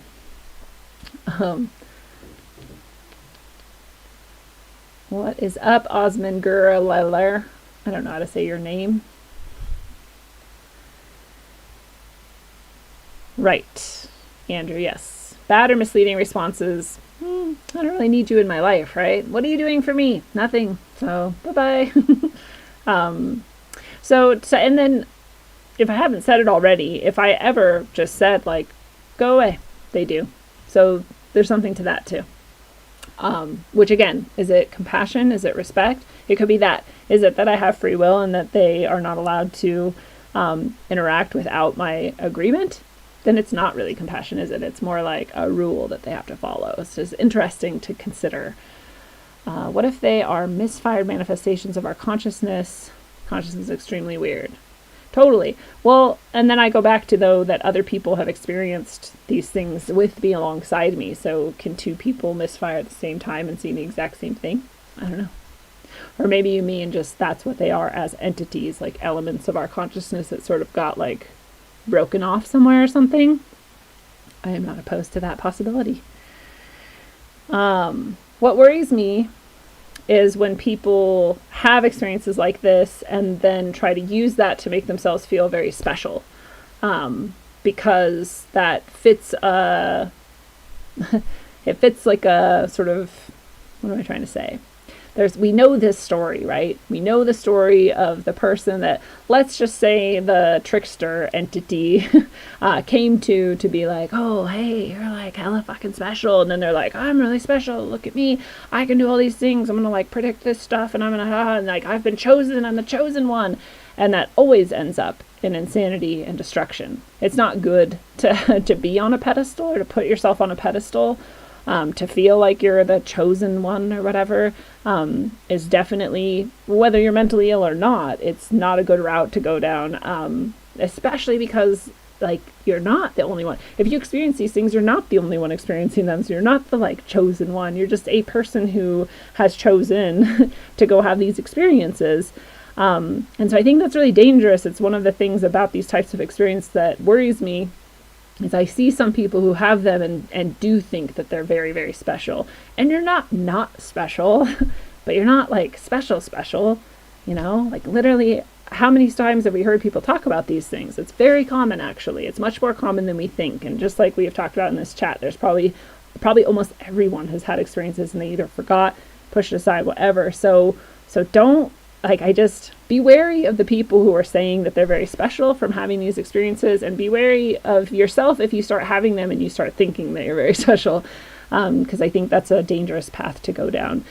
And in my opinion, it's very likely that these entities like for you to go down that path, because it gives them a lot of energy, I think, because my idea is that they are these interdimensional entities that are akin to angels or demons or Djinn or whatever you want to call that class of being, And that part of their whole thing is that they can feed off of us and our attention and our emotion. And so I would just consider that as a possibility, at least when you're possibly having experiences with these things, that, you know, they might not have your best interests at heart, and it might be very, very subtle, and it might not be very, it might be hard to tell that they don't have your best interests at heart, and it might be really gratifying to have those sorts of experiences and feel like, oh, it finally happened or whatever. And like, especially if you think that they might be physical beings from like another planet or whatever, then it really feels like, oh, wow, how cool, I finally saw it. But just always, I think you should keep it in your mind that like, maybe it's not a physical entity, and maybe it's not from another planet, and maybe it's from right here and it's been here for a long ass time. And maybe this is part of like this game it plays over thousands of years with people. It's just possibilities, right? Maybe these so-called entities are your guardian angels. Those ones aren't, but I have had interactions with what I would think of as closer to the concept of a guardian angel for sure. Definitely. Very positive experiences with allies and guides and angels that are not as sneaky and elusive and not straightforward as these entities are. But good call, good question.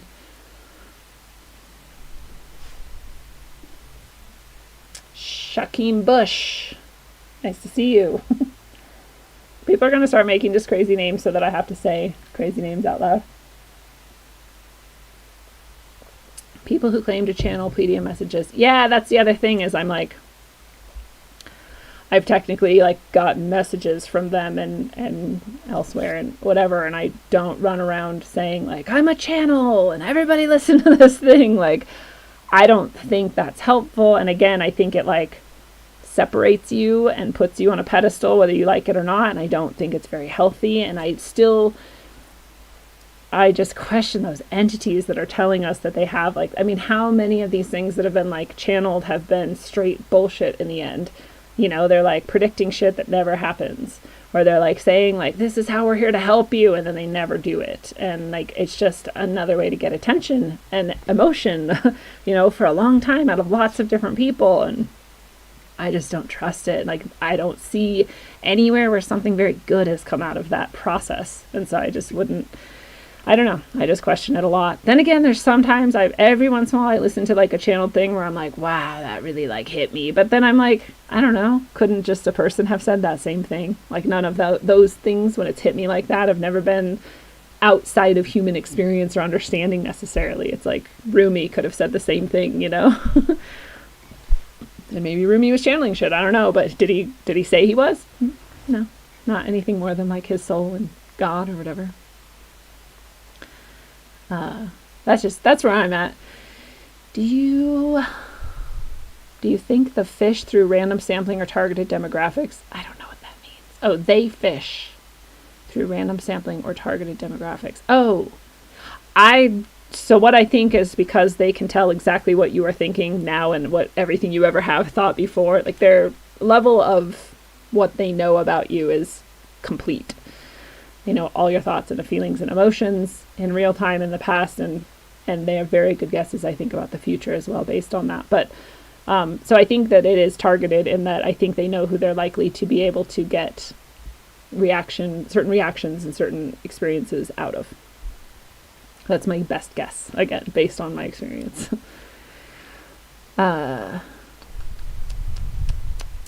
So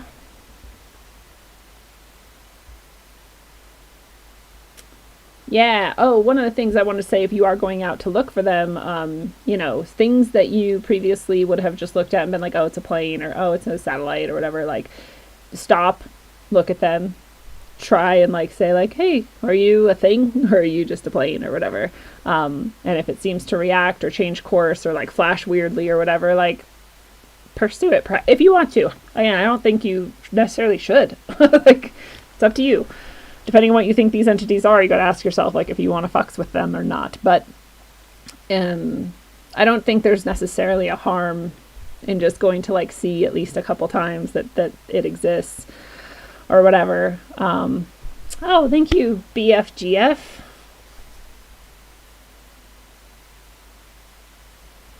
Thank you for the donation, even though your reasoning is interesting. But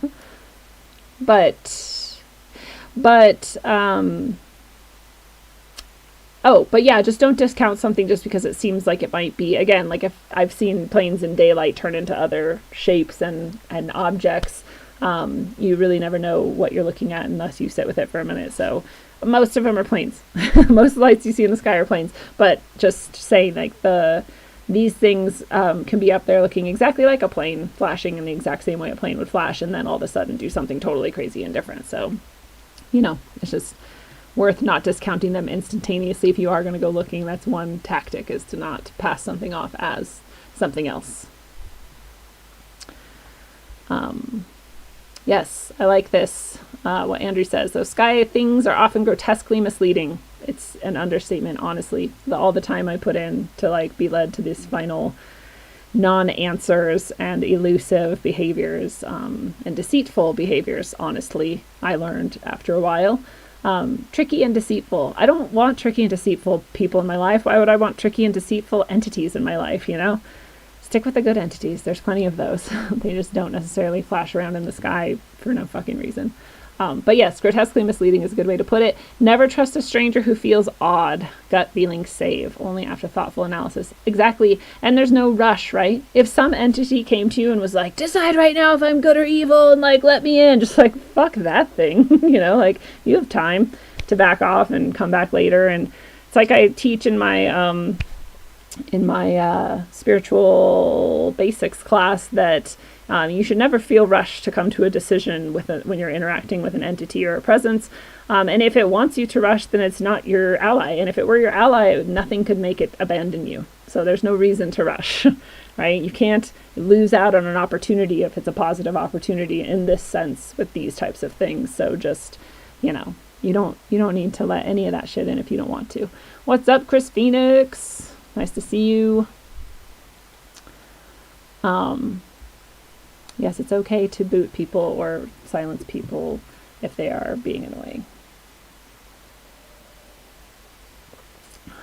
You always find this chat late. I try to remind people that Facebook is not where I see comments, but sorry if that isn't clear.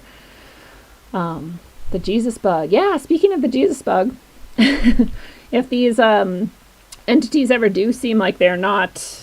if they feel like they're invading your space or your territory, or if they feel like they're not backing off when you ask them to or tell them to in no uncertain terms, if that seems to be happening, it might sound weird to you and you may have different ideas about me now that I say it, but invoking the name of Jesus is 100% effective 100% of the time. Who cares why? But if you ever need to use that tool, use it. Don't just keep it in your back pocket. No matter what you think about it, if you have judgments or whatever, like, that's cool. But, like, just keep that tool in mind. It's, excuse me. Yeah, that's 100% effective 100% of the time. So yeah, there is that. Thanks for bringing that up, Chris.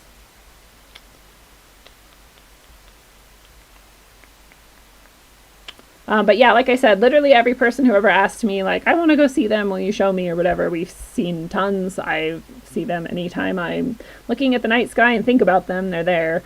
And I have no doubt that if you went out and sat long enough and looked, you would see them. So I don't think it's a thing about like being special or whatever. I think it's a matter of time and mental, intention and whatever, being open to it and noticing it, whatever. I think that's about it. So yeah, I don't really take these entities other than anything what I've described here. Like I said, I'm very open-minded about it. I'm very open to having new information or ideas sort of change where I'm currently at. But where I'm currently at is that they're not physical in the sense that we understand it, at least. That they're not from other planets, that they're from right here. And that they are interdimensional entities is the most sort of scientific way to describe it, but I do think they're the same entities described as Djinn or angels or demons, and that makes the most sense to me. It fits everything that I've experienced of them, and it fits all the descriptions of those beings, and that's part of why too. So that's where I'm at with it. Like I said, it could be other things. That's just all of the things that I've experienced point to that. So, and again, like I said, the sort of closer encounters I've had always have what I can only describe as a feeling of interdimensionality, like something like two dimensions are like merging together, and it's hard to even describe why it feels that way or like what about it feels that way, but it's very interesting. And I'm not talking about when I like see them off in the sky, and even when the planes are turning into other planes in daylight or whatever. It's the ones that were close up, like when I stopped in the car, or the lights on the boat.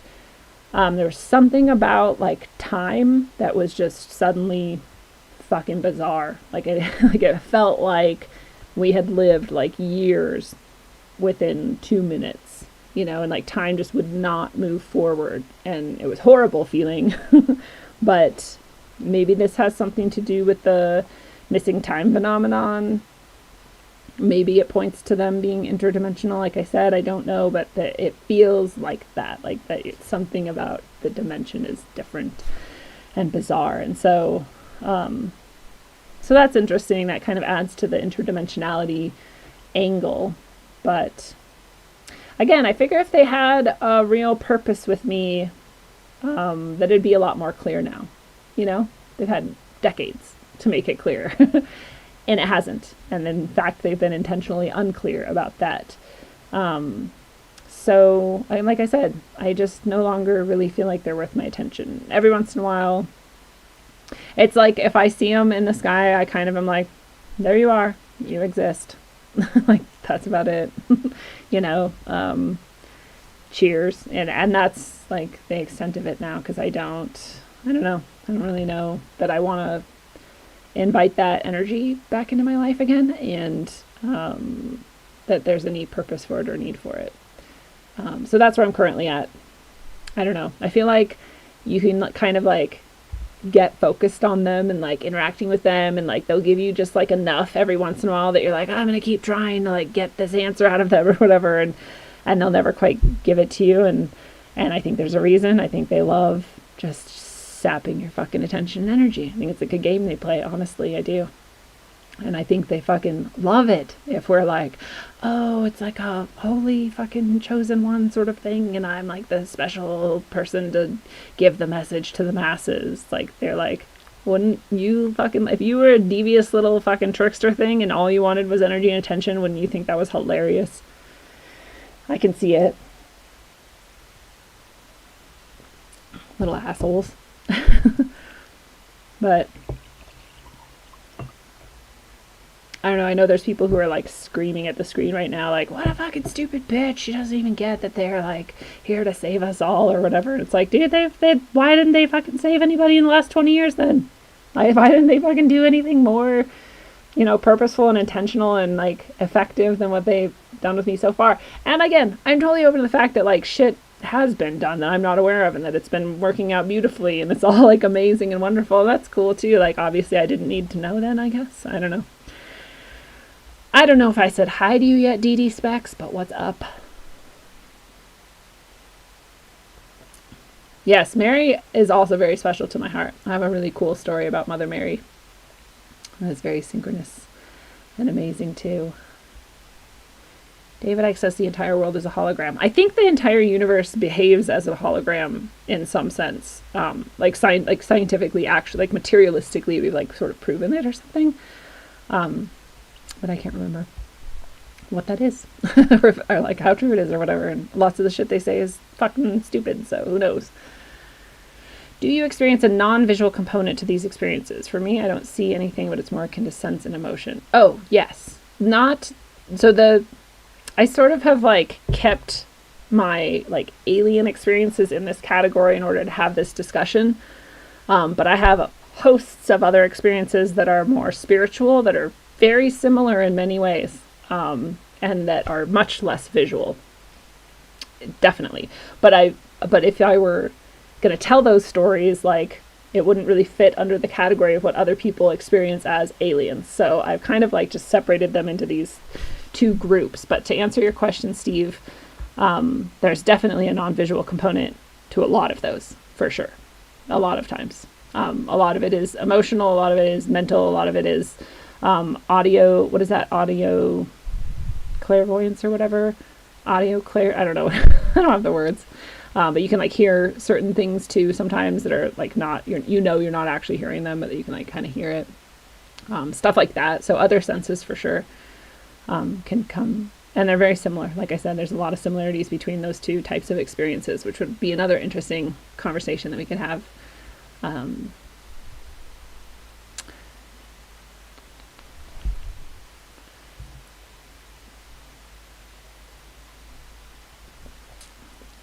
Oh, yeah. The War on Moron says, ever hear the story about the guy who lived an entire lifetime in moments and was awoken by a lamp? It was a clue. Yes, that story hit me. So maybe I've heard a different story that's very similar, but that story hit me so intensely that I put it into my novel, The Sine Curve of Aeon. So that similar scenario plays a sort of key role in the book, and it's really fun. But I won't give it away. And that story, just for anyone who's not familiar, I'll tell the version I heard. So the version I heard is this person was in a coma. And they're in the coma. They don't know you're in a coma, obviously. And in the coma, they're having this experience. It's just like our experience here in life. Like you get to, let's say, like this moment in life, and I'm sitting here on a live stream, and I've had like, the love of my life, and I'm living in my house, and like I've had a career and my family and all of you guys and my friends and like all these things, and just as real as this, just like here right now. And then there's like a lamp in the corner of the room one day, and they like looked at it, and it was just like fucking weird, and they didn't even really know why, and they were just like, what the fuck is this lamp doing? The weird lamp. They're staring at the lamp. Staring at the lamp. Other people are like, dude, stop staring at the lamp. What are you doing? Like, you're going crazy. But they were just like, no, there's like something about this lamp. And they were like obsessed with this lamp. Staring at the lamp. And finally the lamp starts to like sort of like warp and shift. And like, they were like, what the fuck? And they get like sucked into the lamp. And they wake up in a bed. And they've been in a coma for like 6 months or something. And they have like a totally different life. And they're a completely different human. I don't even remember, they were maybe even like a different gender. I don't even remember. It was just like everything was fucking not what they had experienced.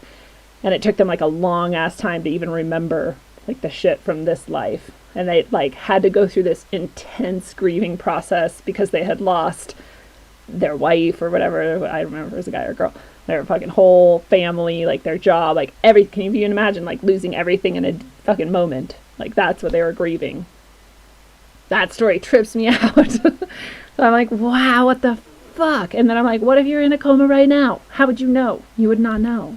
If there was a simulation, you wouldn't know. If there's anything, you wouldn't know. It's just you just have to like experience life like you're experiencing it and assume that it is what it is either way, right? They still like had that life. I don't know, like was there a difference in quality? No. Was there a difference in like the way it affected them? No. It's crazy. So then I'm always like wary of lights. I'm like, don't stare into the light. But then I'm also like, dude, what if you need to wake up? It's crazy. I feel like I feel like that's why that person stared at the lamp, because they just knew, like, I have to wake up now. This is the way to wake myself up now. So I feel like you'll stare at the thing you're supposed to stare at in the moment you're supposed to wake up or whatever it is. I told this story the other day that, or it was a memory on Facebook that came up, but I had this dream a while ago. That this person was like showing me a tesseract. A tesseract is a 4-dimensional shape, and it has another name that I can't remember. But anyway, it's a crazy. Go look at one. They're crazy. It's a 4-dimensional shape. It's very strange. And they were like, "Look at it. Just look." And I was staring at this tesseract, and I was staring at it, and they're like, "Look closer. Look closer. I'm gonna count down from 5 to 0 or whatever." And they were like, 5, 4, 3, and the tesseract kept getting more and more clear. And when they got to 0 or 1, maybe, I woke up in real life. And I was like, whoa! Like, the timing was crazy. And that was just a dream. And then the other day I had, I'm just like telling you guys random ass stories now. The other day I had a dream that the person, it was very similar, it was weirdly similar, but the person was like, look at this. And I was like, what? And they're like, look. And I was like, what is it? And they're like, look closer. And I was like, okay. And I look closer and closer and closer. And it says 11:11. And then I woke up. As soon as I saw that it said 11:11, I woke up right then. Very similar. Very weird. Dreams are pretty fucking crazy. If it's not a simulation, it's exactly like one. Like, what's the difference, right? I really don't know what the difference would be. What is a dimension? Yeah, I think a dimension would just be like, maybe like the frequency or the vibration of your energy level or whatever. Like we talk about in sort of like new age things, or, you know, like that would be the only separation really. There's no reason why you couldn't go into other dimensions. You just wouldn't necessarily be able to experience the qualities of it unless you could like slow down or speed up to that level. I don't know. Yeah, that story is a trip. It's seriously like, it made such an impression on me that it made it into my novel. In a way, it's a very different take on it, but it's similar. It comes from that. That was the inspiration for it. DD Spec says, I only need 800 more years and we'll have it all figured out. You know, there's the Gnostic idea that you get exactly 108 incarnations, and if you can't like ascend or what, I don't remember like what the correct terminology to like wake up to the next level or whatever, if you can't do it within 108 lifetimes, then you go back to 0 and you start all over again. I'm like, that's mean. What if you're on 108 and you're like almost there and you're staring at the lamp and then someone convinces you to turn away from the lamp? That's not fair. Come on, guys. Give us a chance here.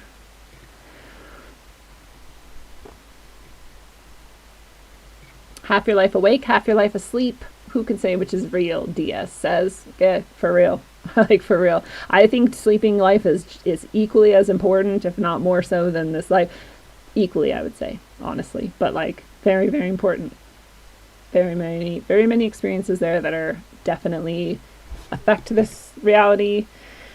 Or don't if you don't use it, but, you know, can affect this reality, and this reality affects that reality, and I think they're very interconnected in ways that are probably more profound and meaningful and important than we even know.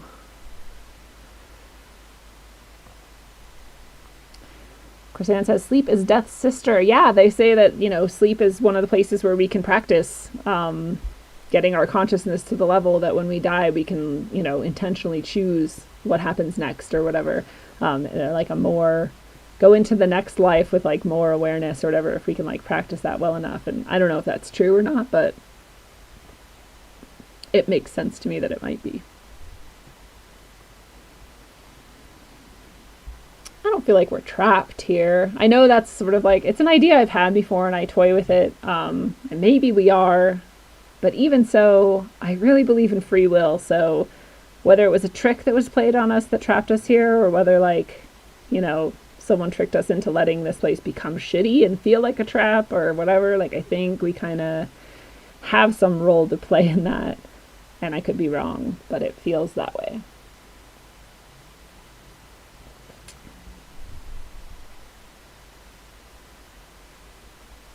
$108, yeah, that is how many beads are on the mouth thing. 108 is this very significant esoteric number. You see it over and over and over again. I don't think that question is for me.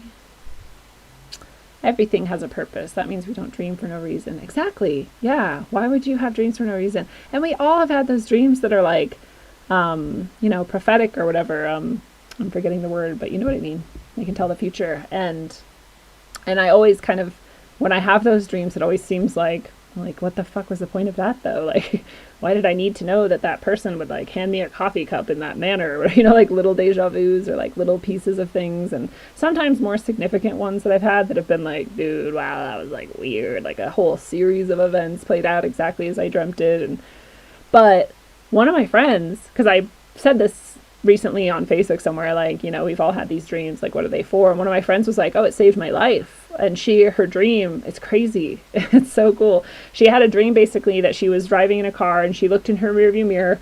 She saw a semi truck coming like around a curve sort of at her on the freeway, and her car stopped in the freeway and the truck just mowed her down and she died. And she woke up and didn't even remember the dream, didn't even think about the dream, was driving, and sometimes when you're like going through your day, you're like, oh yeah, that dream. That happened to her while she was driving, looked in her rearview mirror and saw the semi. She was like, weird, I dreamed this last night. And then she's like, but then I died. And then her car did die, just like it did in the dream. And she was like, shit. So she like veered, off the freeway and just got out of the way because it was kind of a blind corner. And as fast as the semi was going, it would have hit her if she didn't get out of the way. And she wouldn't have gotten out of the way because she wouldn't have thought of it that quickly, if she hadn't dreamed it and known that it would kill her. So it fucking saved her life. So like that shit happens. It actually like happened finally. I'm always like, these dreams are all pointless. What was the point of having this prophetic dream that didn't matter? But like it does matter sometimes. And maybe it matters every time in ways that we don't even know. I have no idea. I have no idea. But I loved that happened to her. I was just like, how fucking cool. Talk about guardian angels, right?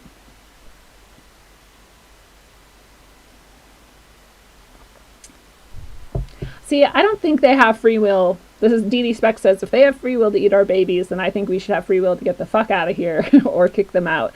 I don't think they have free will to eat our babies. I think part of the thing that has happened is these entities, Djinn or angels or demons or whatever you want to call them, that they fucked up at some point and they got trapped actually. And they've caused all kinds of mischief and they're pissed that we can still ascend or go, or just live or whatever we're capable of that they're not. They hate it. And so they try to get us trapped too and try to fuck us over too. Because if we choose to go eat a baby, the baby didn't have a fucking choice. Like that's not free will for that baby. We're not honoring natural law or whatever. And so that is definitely a damnable choice that we've made, right? To take away the free will of another being.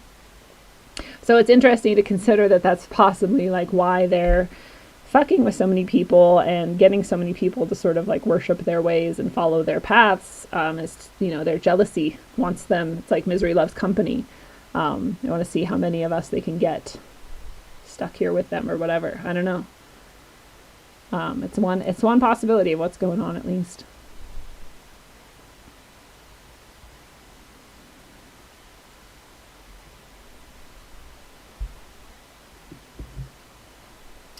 People have described seeking a hand materialize and turn the wheel to save their charges. I'm not understanding that state. Oh, people have described seeing a hand materialize and turn the wheel to save their probably life or whatever is what you meant. Yeah, I've heard that too, and then people make fun of it. They're like, Jesus, take the wheel, or whatever, and it's like, okay. But seriously, people have experienced that, so it'd be neat to not just denigrate people's experiences. And I think you're right. I think things like that happen for sure. Dreams of flying and dreams of falling. It depends. It's like someone said earlier, something like, there's fluff dreams or whatever. There's sort of like pointless dreams. There's what I call like power dreams, which are still symbolic. They're still in the realm of symbolism, but they're kind of from your like highest self, like trying to like tell you, messages or whatever that you're supposed to interpret. And then I think there's dreams. They seem like dreams, but they're actually like astral explorations. And I think there's various levels of that, various levels of that. And so I think there's all types of dreams. So I think the best thing you can do is sort of get comfortable and familiar with your style and types of dreams so that you know which are which. And then therefore you will have a better idea of how to interpret them. Because you could actually be flying in an astral realm and it doesn't like mean anything symbolically. It's just you're flying. And then you like remember that when you're waking up. But if you're flying in a dream that's a sort of more powerful dream and it is symbolic, then you'd want to like sort of try to interpret what that could represent. But most of the times that I'm flying in dreams, I'm thinking that that's sort of an astral experience. It's like the easiest and best way to get around, right?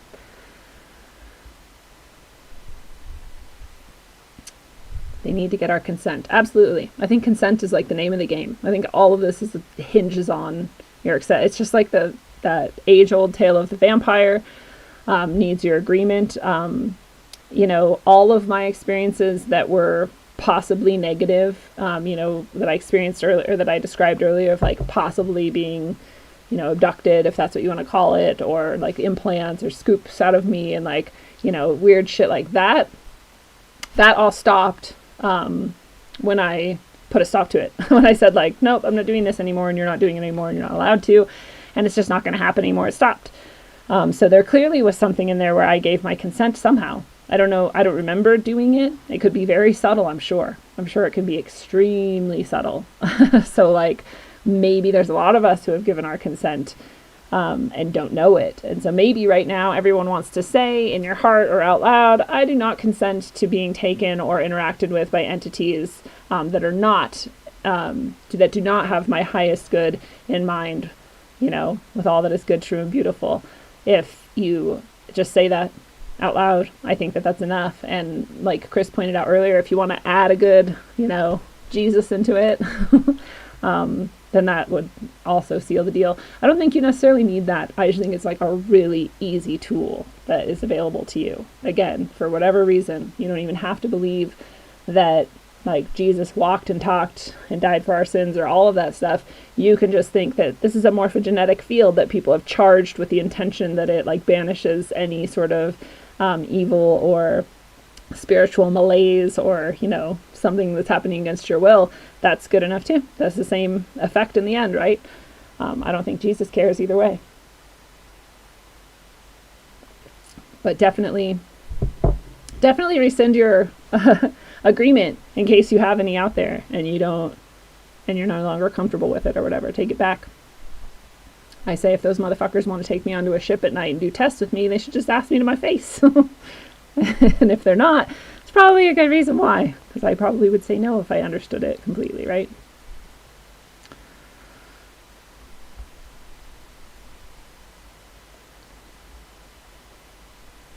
Yeah. Shakim says, isn't it strange how people experience things like prescient dreams, and yet our world system doesn't reflect the reality of spirit or of higher realms in general? Yeah, I don't even think it's an accident. I think they purposely kind of push this away, and I think it's why materialism and atheism are the trendiest ways to be in the modern world, the Church of Scientism and whatever. And I think that it's so sad, because I think so many people have experienced these things, not only like we were saying earlier, like possibly very intense experiences even that they've sort of pushed away or forgotten, but even these very basic things like prescient dreams and deja vu and, knowing someone's going to call and then they call and like all that shit. It's like that should prove to you experientially that there's something else going on here. And it's sad to me that we're able to just like dismiss all of that with just like the magic wand of science. Like, nope, science says no. And even if you're into materialism and you look at like studies into these things, there's so much evidence that this stuff happens, as far as, prescience and telepathy and telekinesis even, and all these things. There's so much evidence scientifically, like with peer-reviewed, all of that shit. And still they won't believe it. So there's clearly something intentional that's trying to keep us from connecting with that spiritual truth of reality. It seems so obvious to me, but so many people don't see it. It's just not. I think it's the same sort of thing. It's like the same reason why people might not, acknowledge the shit they see in the sky or, whatever weird experiences. It's like a little too uncomfortable and too scary for some people. Just like, you see people who are like not used to human interaction or human touch or whatever. And if you try to go give them a hug, it's like scary for them. It's like the further away you get from something and the more foreign it sort of feels, the harder it is to sort of reconnect to. And I think there's definitely like an agenda that wants you to be separate from your spirit and would like you to not understand the power that you have when you're connected to your spirit, and would not like you to understand the true nature of what's going on in this realm. That's my current understanding of it.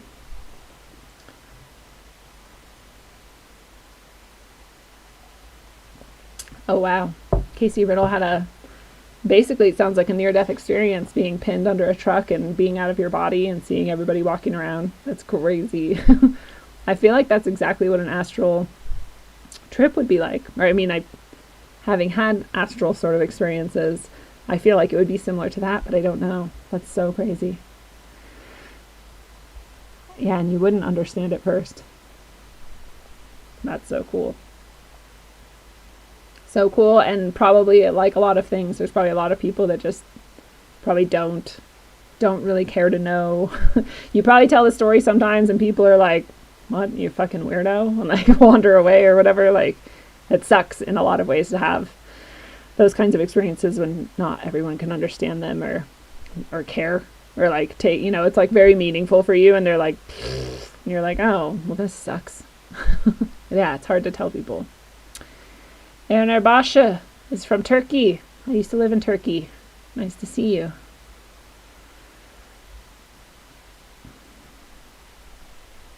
Could be.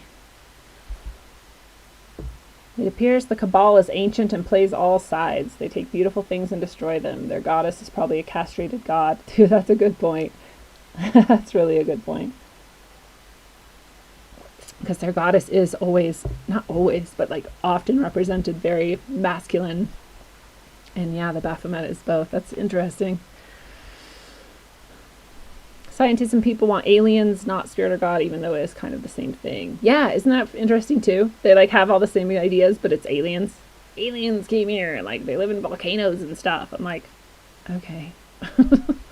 Or it's just demons, whatever.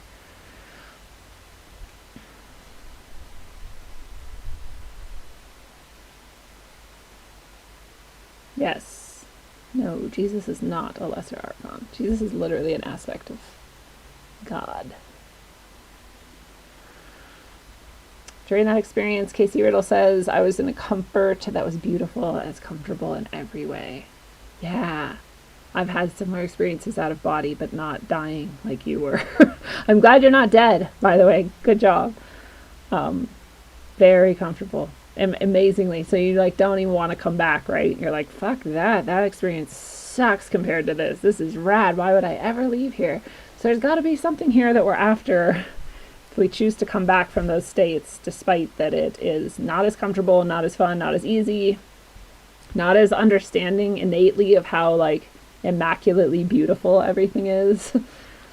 And all of those things. Why would we come back?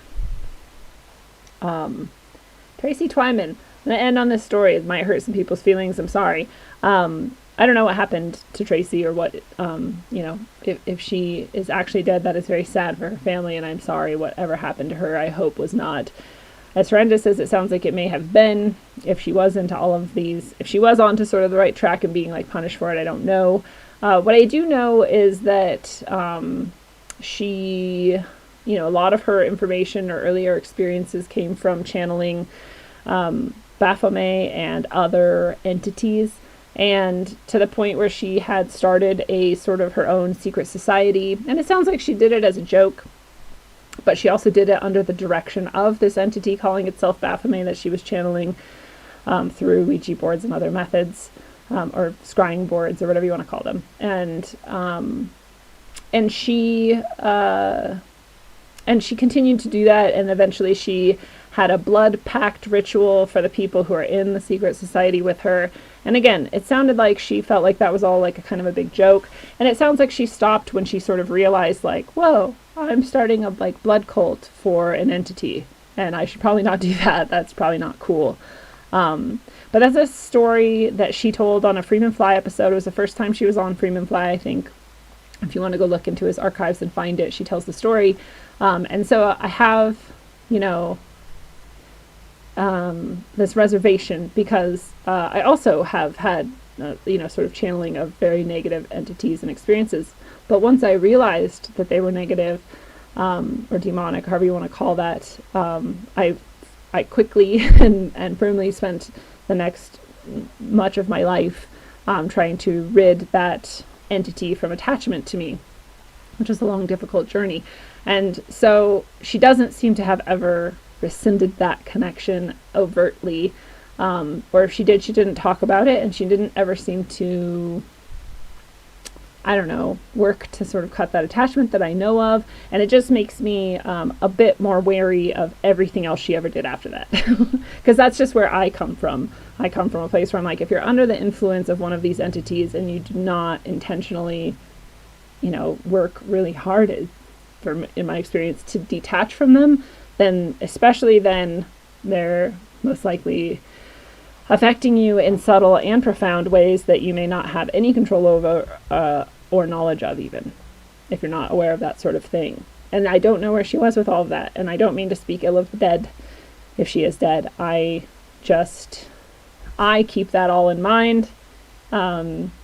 Just like anybody, if anybody came to me and was like, I contacted a demon and did blood oaths with them, and now I wrote these things and do this stuff, I'd be like, well, all of that's very suspect now.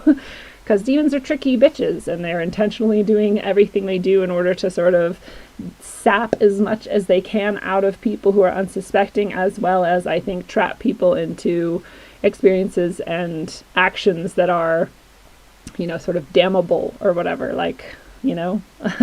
So, that's just where I'm at. I hope I didn't make any enemies out of explaining that side of Tracy Twyman that I know of, but that's all from her own words. It's not speculation, and you can go listen to that episode and hear her talk about it as well.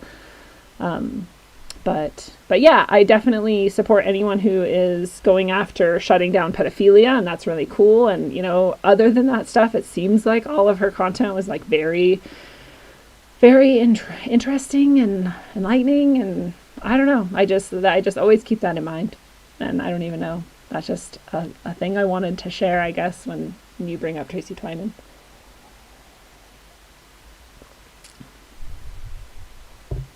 Yeah, I remember her finding the pedo sort of stuff, and it was like Arabic seeming in nature, and it seemed like she had stumbled onto sort of a trafficking ring and different codes on YouTube, and tried to go to the FBI. That's another question I have, though. Like, anyone in our sort of like circle knows, like, why would you go to the FBI? Like, they know. They know. I think they know, at least. And I don't know, though. Maybe that was her last hope.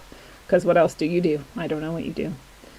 And then that crazy fucking Jamie guy that then ended up being connected to Isaac Cappy, and like that whole thing was fucking weird.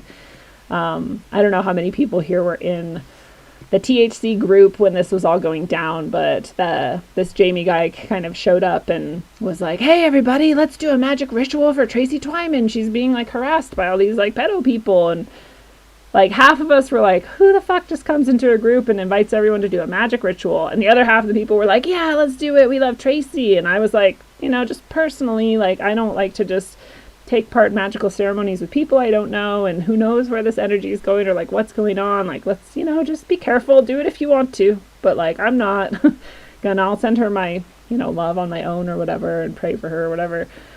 And that guy quickly went like fucking kind of crazy, and he started threatening her or whatever. Like, it got weird. And that guy, Jamie, whoever, had like a campground. I love that I'm just rambling now about Tracy Twyman related shit. Anyway, he had a campground down fucking right next to where Isaac Cappy ended up dying months later. And he had like threatened people with a gun at it. Like, one of the reviews for his campground was like, this guy's nuts. He came out with a gun and threatened us, and we left in the middle of the night or whatever. And I was like, dude, like dark guy, dark energy. He was like definitely harassing her and after her. So I imagine if she didn't do enough to sort of like cleanse that attachment that she had made with who knows how many entities and demons or whatever, that's part of why these, harassing forces were attracted to her or around her or whatever, because that's how I sort of understand these things to work. But fucking crazy that guy had this campground right next to where Isaac Cappy died. Like, very weird. Very, very weird. Yes. You can also baptize yourself. You don't need a church to do it. You can pray over any water you want. I do a 3-part prayer. I pray for I honor the source of the water, which is the source of all things. I honor the cleansing of the water, which removes all that doesn't serve me and is impure, and then I bless it with the intention that it is infused with all that is good, true, and beautiful. I invoke Jesus, Mary, Michael the Archangel to do that, and then that's now holy water, and you can baptize yourself and ask that your body be cleansed, and that whatever spiritual positive forces you love, if you love Jesus and Mary, Chris, it sounds like, then you can ask for them to come in and fill that space inside of you. So you don't have to wait for a church to do that. If you don't want to, you can do whatever you want, though. Then that would be great. His name was Jamie something. I don't know if someone else remembers better than me, but I mean, I'm sure it wasn't even his real name. I don't know if it was his real name or not. It's again, like, I remember concepts and stuff. I don't remember details, but I bet there's people around, like maybe Jay or maybe Derek or somebody remembers more about who that guy was and where that campground was and how we sort of pieced it all together. It was very, very strange. It was not one of Carlwood's buddies, no. So I don't even like talking about this, so I'll just say no, that was not in any way related to Greg Carlwood at all. Although one of his friends also was interacting with Tracy Twyman, and I will say on the record that I do not believe that he had any ill intent at all. And if anything was negative about that, I do believe that it was a complete misunderstanding or an outside entity fucking with things. I really don't think that person has any ill intent at all, and I think that they're a very good person. So that's just my personal opinion on that matter. But I don't really like to talk about other people, especially not on air, so I'll just leave it at that. But anyway, I think I've rambled enough now about random shit, especially that I never meant to talk about Tracy Twyman. God rest her soul if she is dead. And my hope, honestly, is that she faked her death because she got sick of getting harassed, and that Clyde Lewis did like a really good job helping her do that, and that like that's what happened. That's my hope. And that could be true. So I hope it is, and if not, then genuinely, I either case wish her the best and blessings on her soul either way, right? But yeah, we'll wind it down now. Thanks for everyone who stopped by tonight, made the conversation much more interesting. I love to read your guys' comments and questions and share your ideas. You're some of the smartest badasses I know, and you make things much more fun. So please keep stopping by and interacting and chatting. Again, if you're on Facebook, I never see your comments until the end, and sometimes not at all. So go over to YouTube to Rogue Ways and check things out there so that you can be part of the fun as we do these things. And, interdimensional entities of all kinds exist, some good, some bad, just like any group of beings, any group of beings in the entire universe that you can look at. You can see some good, some bad, and some fucking crazy, and some amazingly pure and whatever. And it's the same with them. So don't go looking for them unless you feel safe setting those boundaries that we talked about, and holding them, no matter what, because sometimes there might be some intense pushback on a boundary. So unless you feel really comfortable with that, then don't go trying to interact with them, and just don't feel crazy or very, very special. Don't put yourself on a pedestal when you do encounter them, because you will encounter them if you haven't yet and you go looking. And so just remember that is just a thing that you're experiencing, and that anyone can experience it, and and that you have good boundaries and that you can keep them. And this is just one more like type of interaction out of the sort of myriad types of interactions you can have in life with all kinds of consciousnesses and entities and whatnot. And so you can choose it or not, but whatever you choose, no matter where you go and no matter what you do with it and what energy you bring to it, travel well, aim for balance, and always look inside first. Mwah. It's a one-on-one lesson, so do your homework. Make your dome hurt while up on earth. My bones are blessed from holy dirt. Vibes manifested to words that told me search for verbs and adjectives to describe birth. Worth more than one can speak, while the tongue beats a weak, a sour taste in your mouth, bittersweet. Words can also kill you when you sleep. Mind condition, low frequencies while the subconscious mind listens. I can tell a vision filled with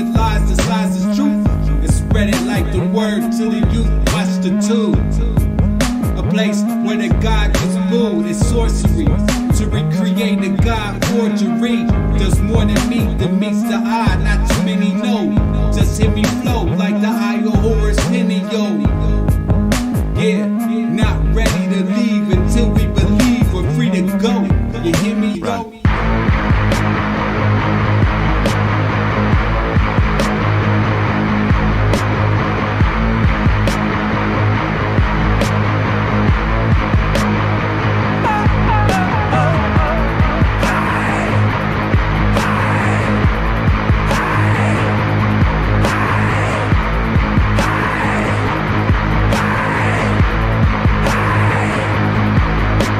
Sculpted from the ether, the material will eat ya. Stuck on this plane, lanes use jet fuel to greet ya. The dimensional 3 ain't meeting me on top of the 4th. Didn't climb Jacob's ladder to squab with a sword. Forged with ink drizzle, branched out. Try quiet your lamps now. Ascension past the matter that they slam out they damn mouths. We ain't on land now, but they understand. Sacrificing wisdom, hoarding dumber, kosher, wicked hands. Putting faith in worthless worship of the mortals. Artificial portals, mass ingestion of the black goo. Bioengineered morsels, conversing with machine elves. Bypassing maggots, they stuck on Android screens now. I'm scrolling emerald tablets. Moloch living lavish, off the backs of the savage. Them clasp hands at the Sabbath. Smack of energy damage, they done twisted the tongues. With nanotech in the lungs, the awakening's begun. All they really can do is fucking run.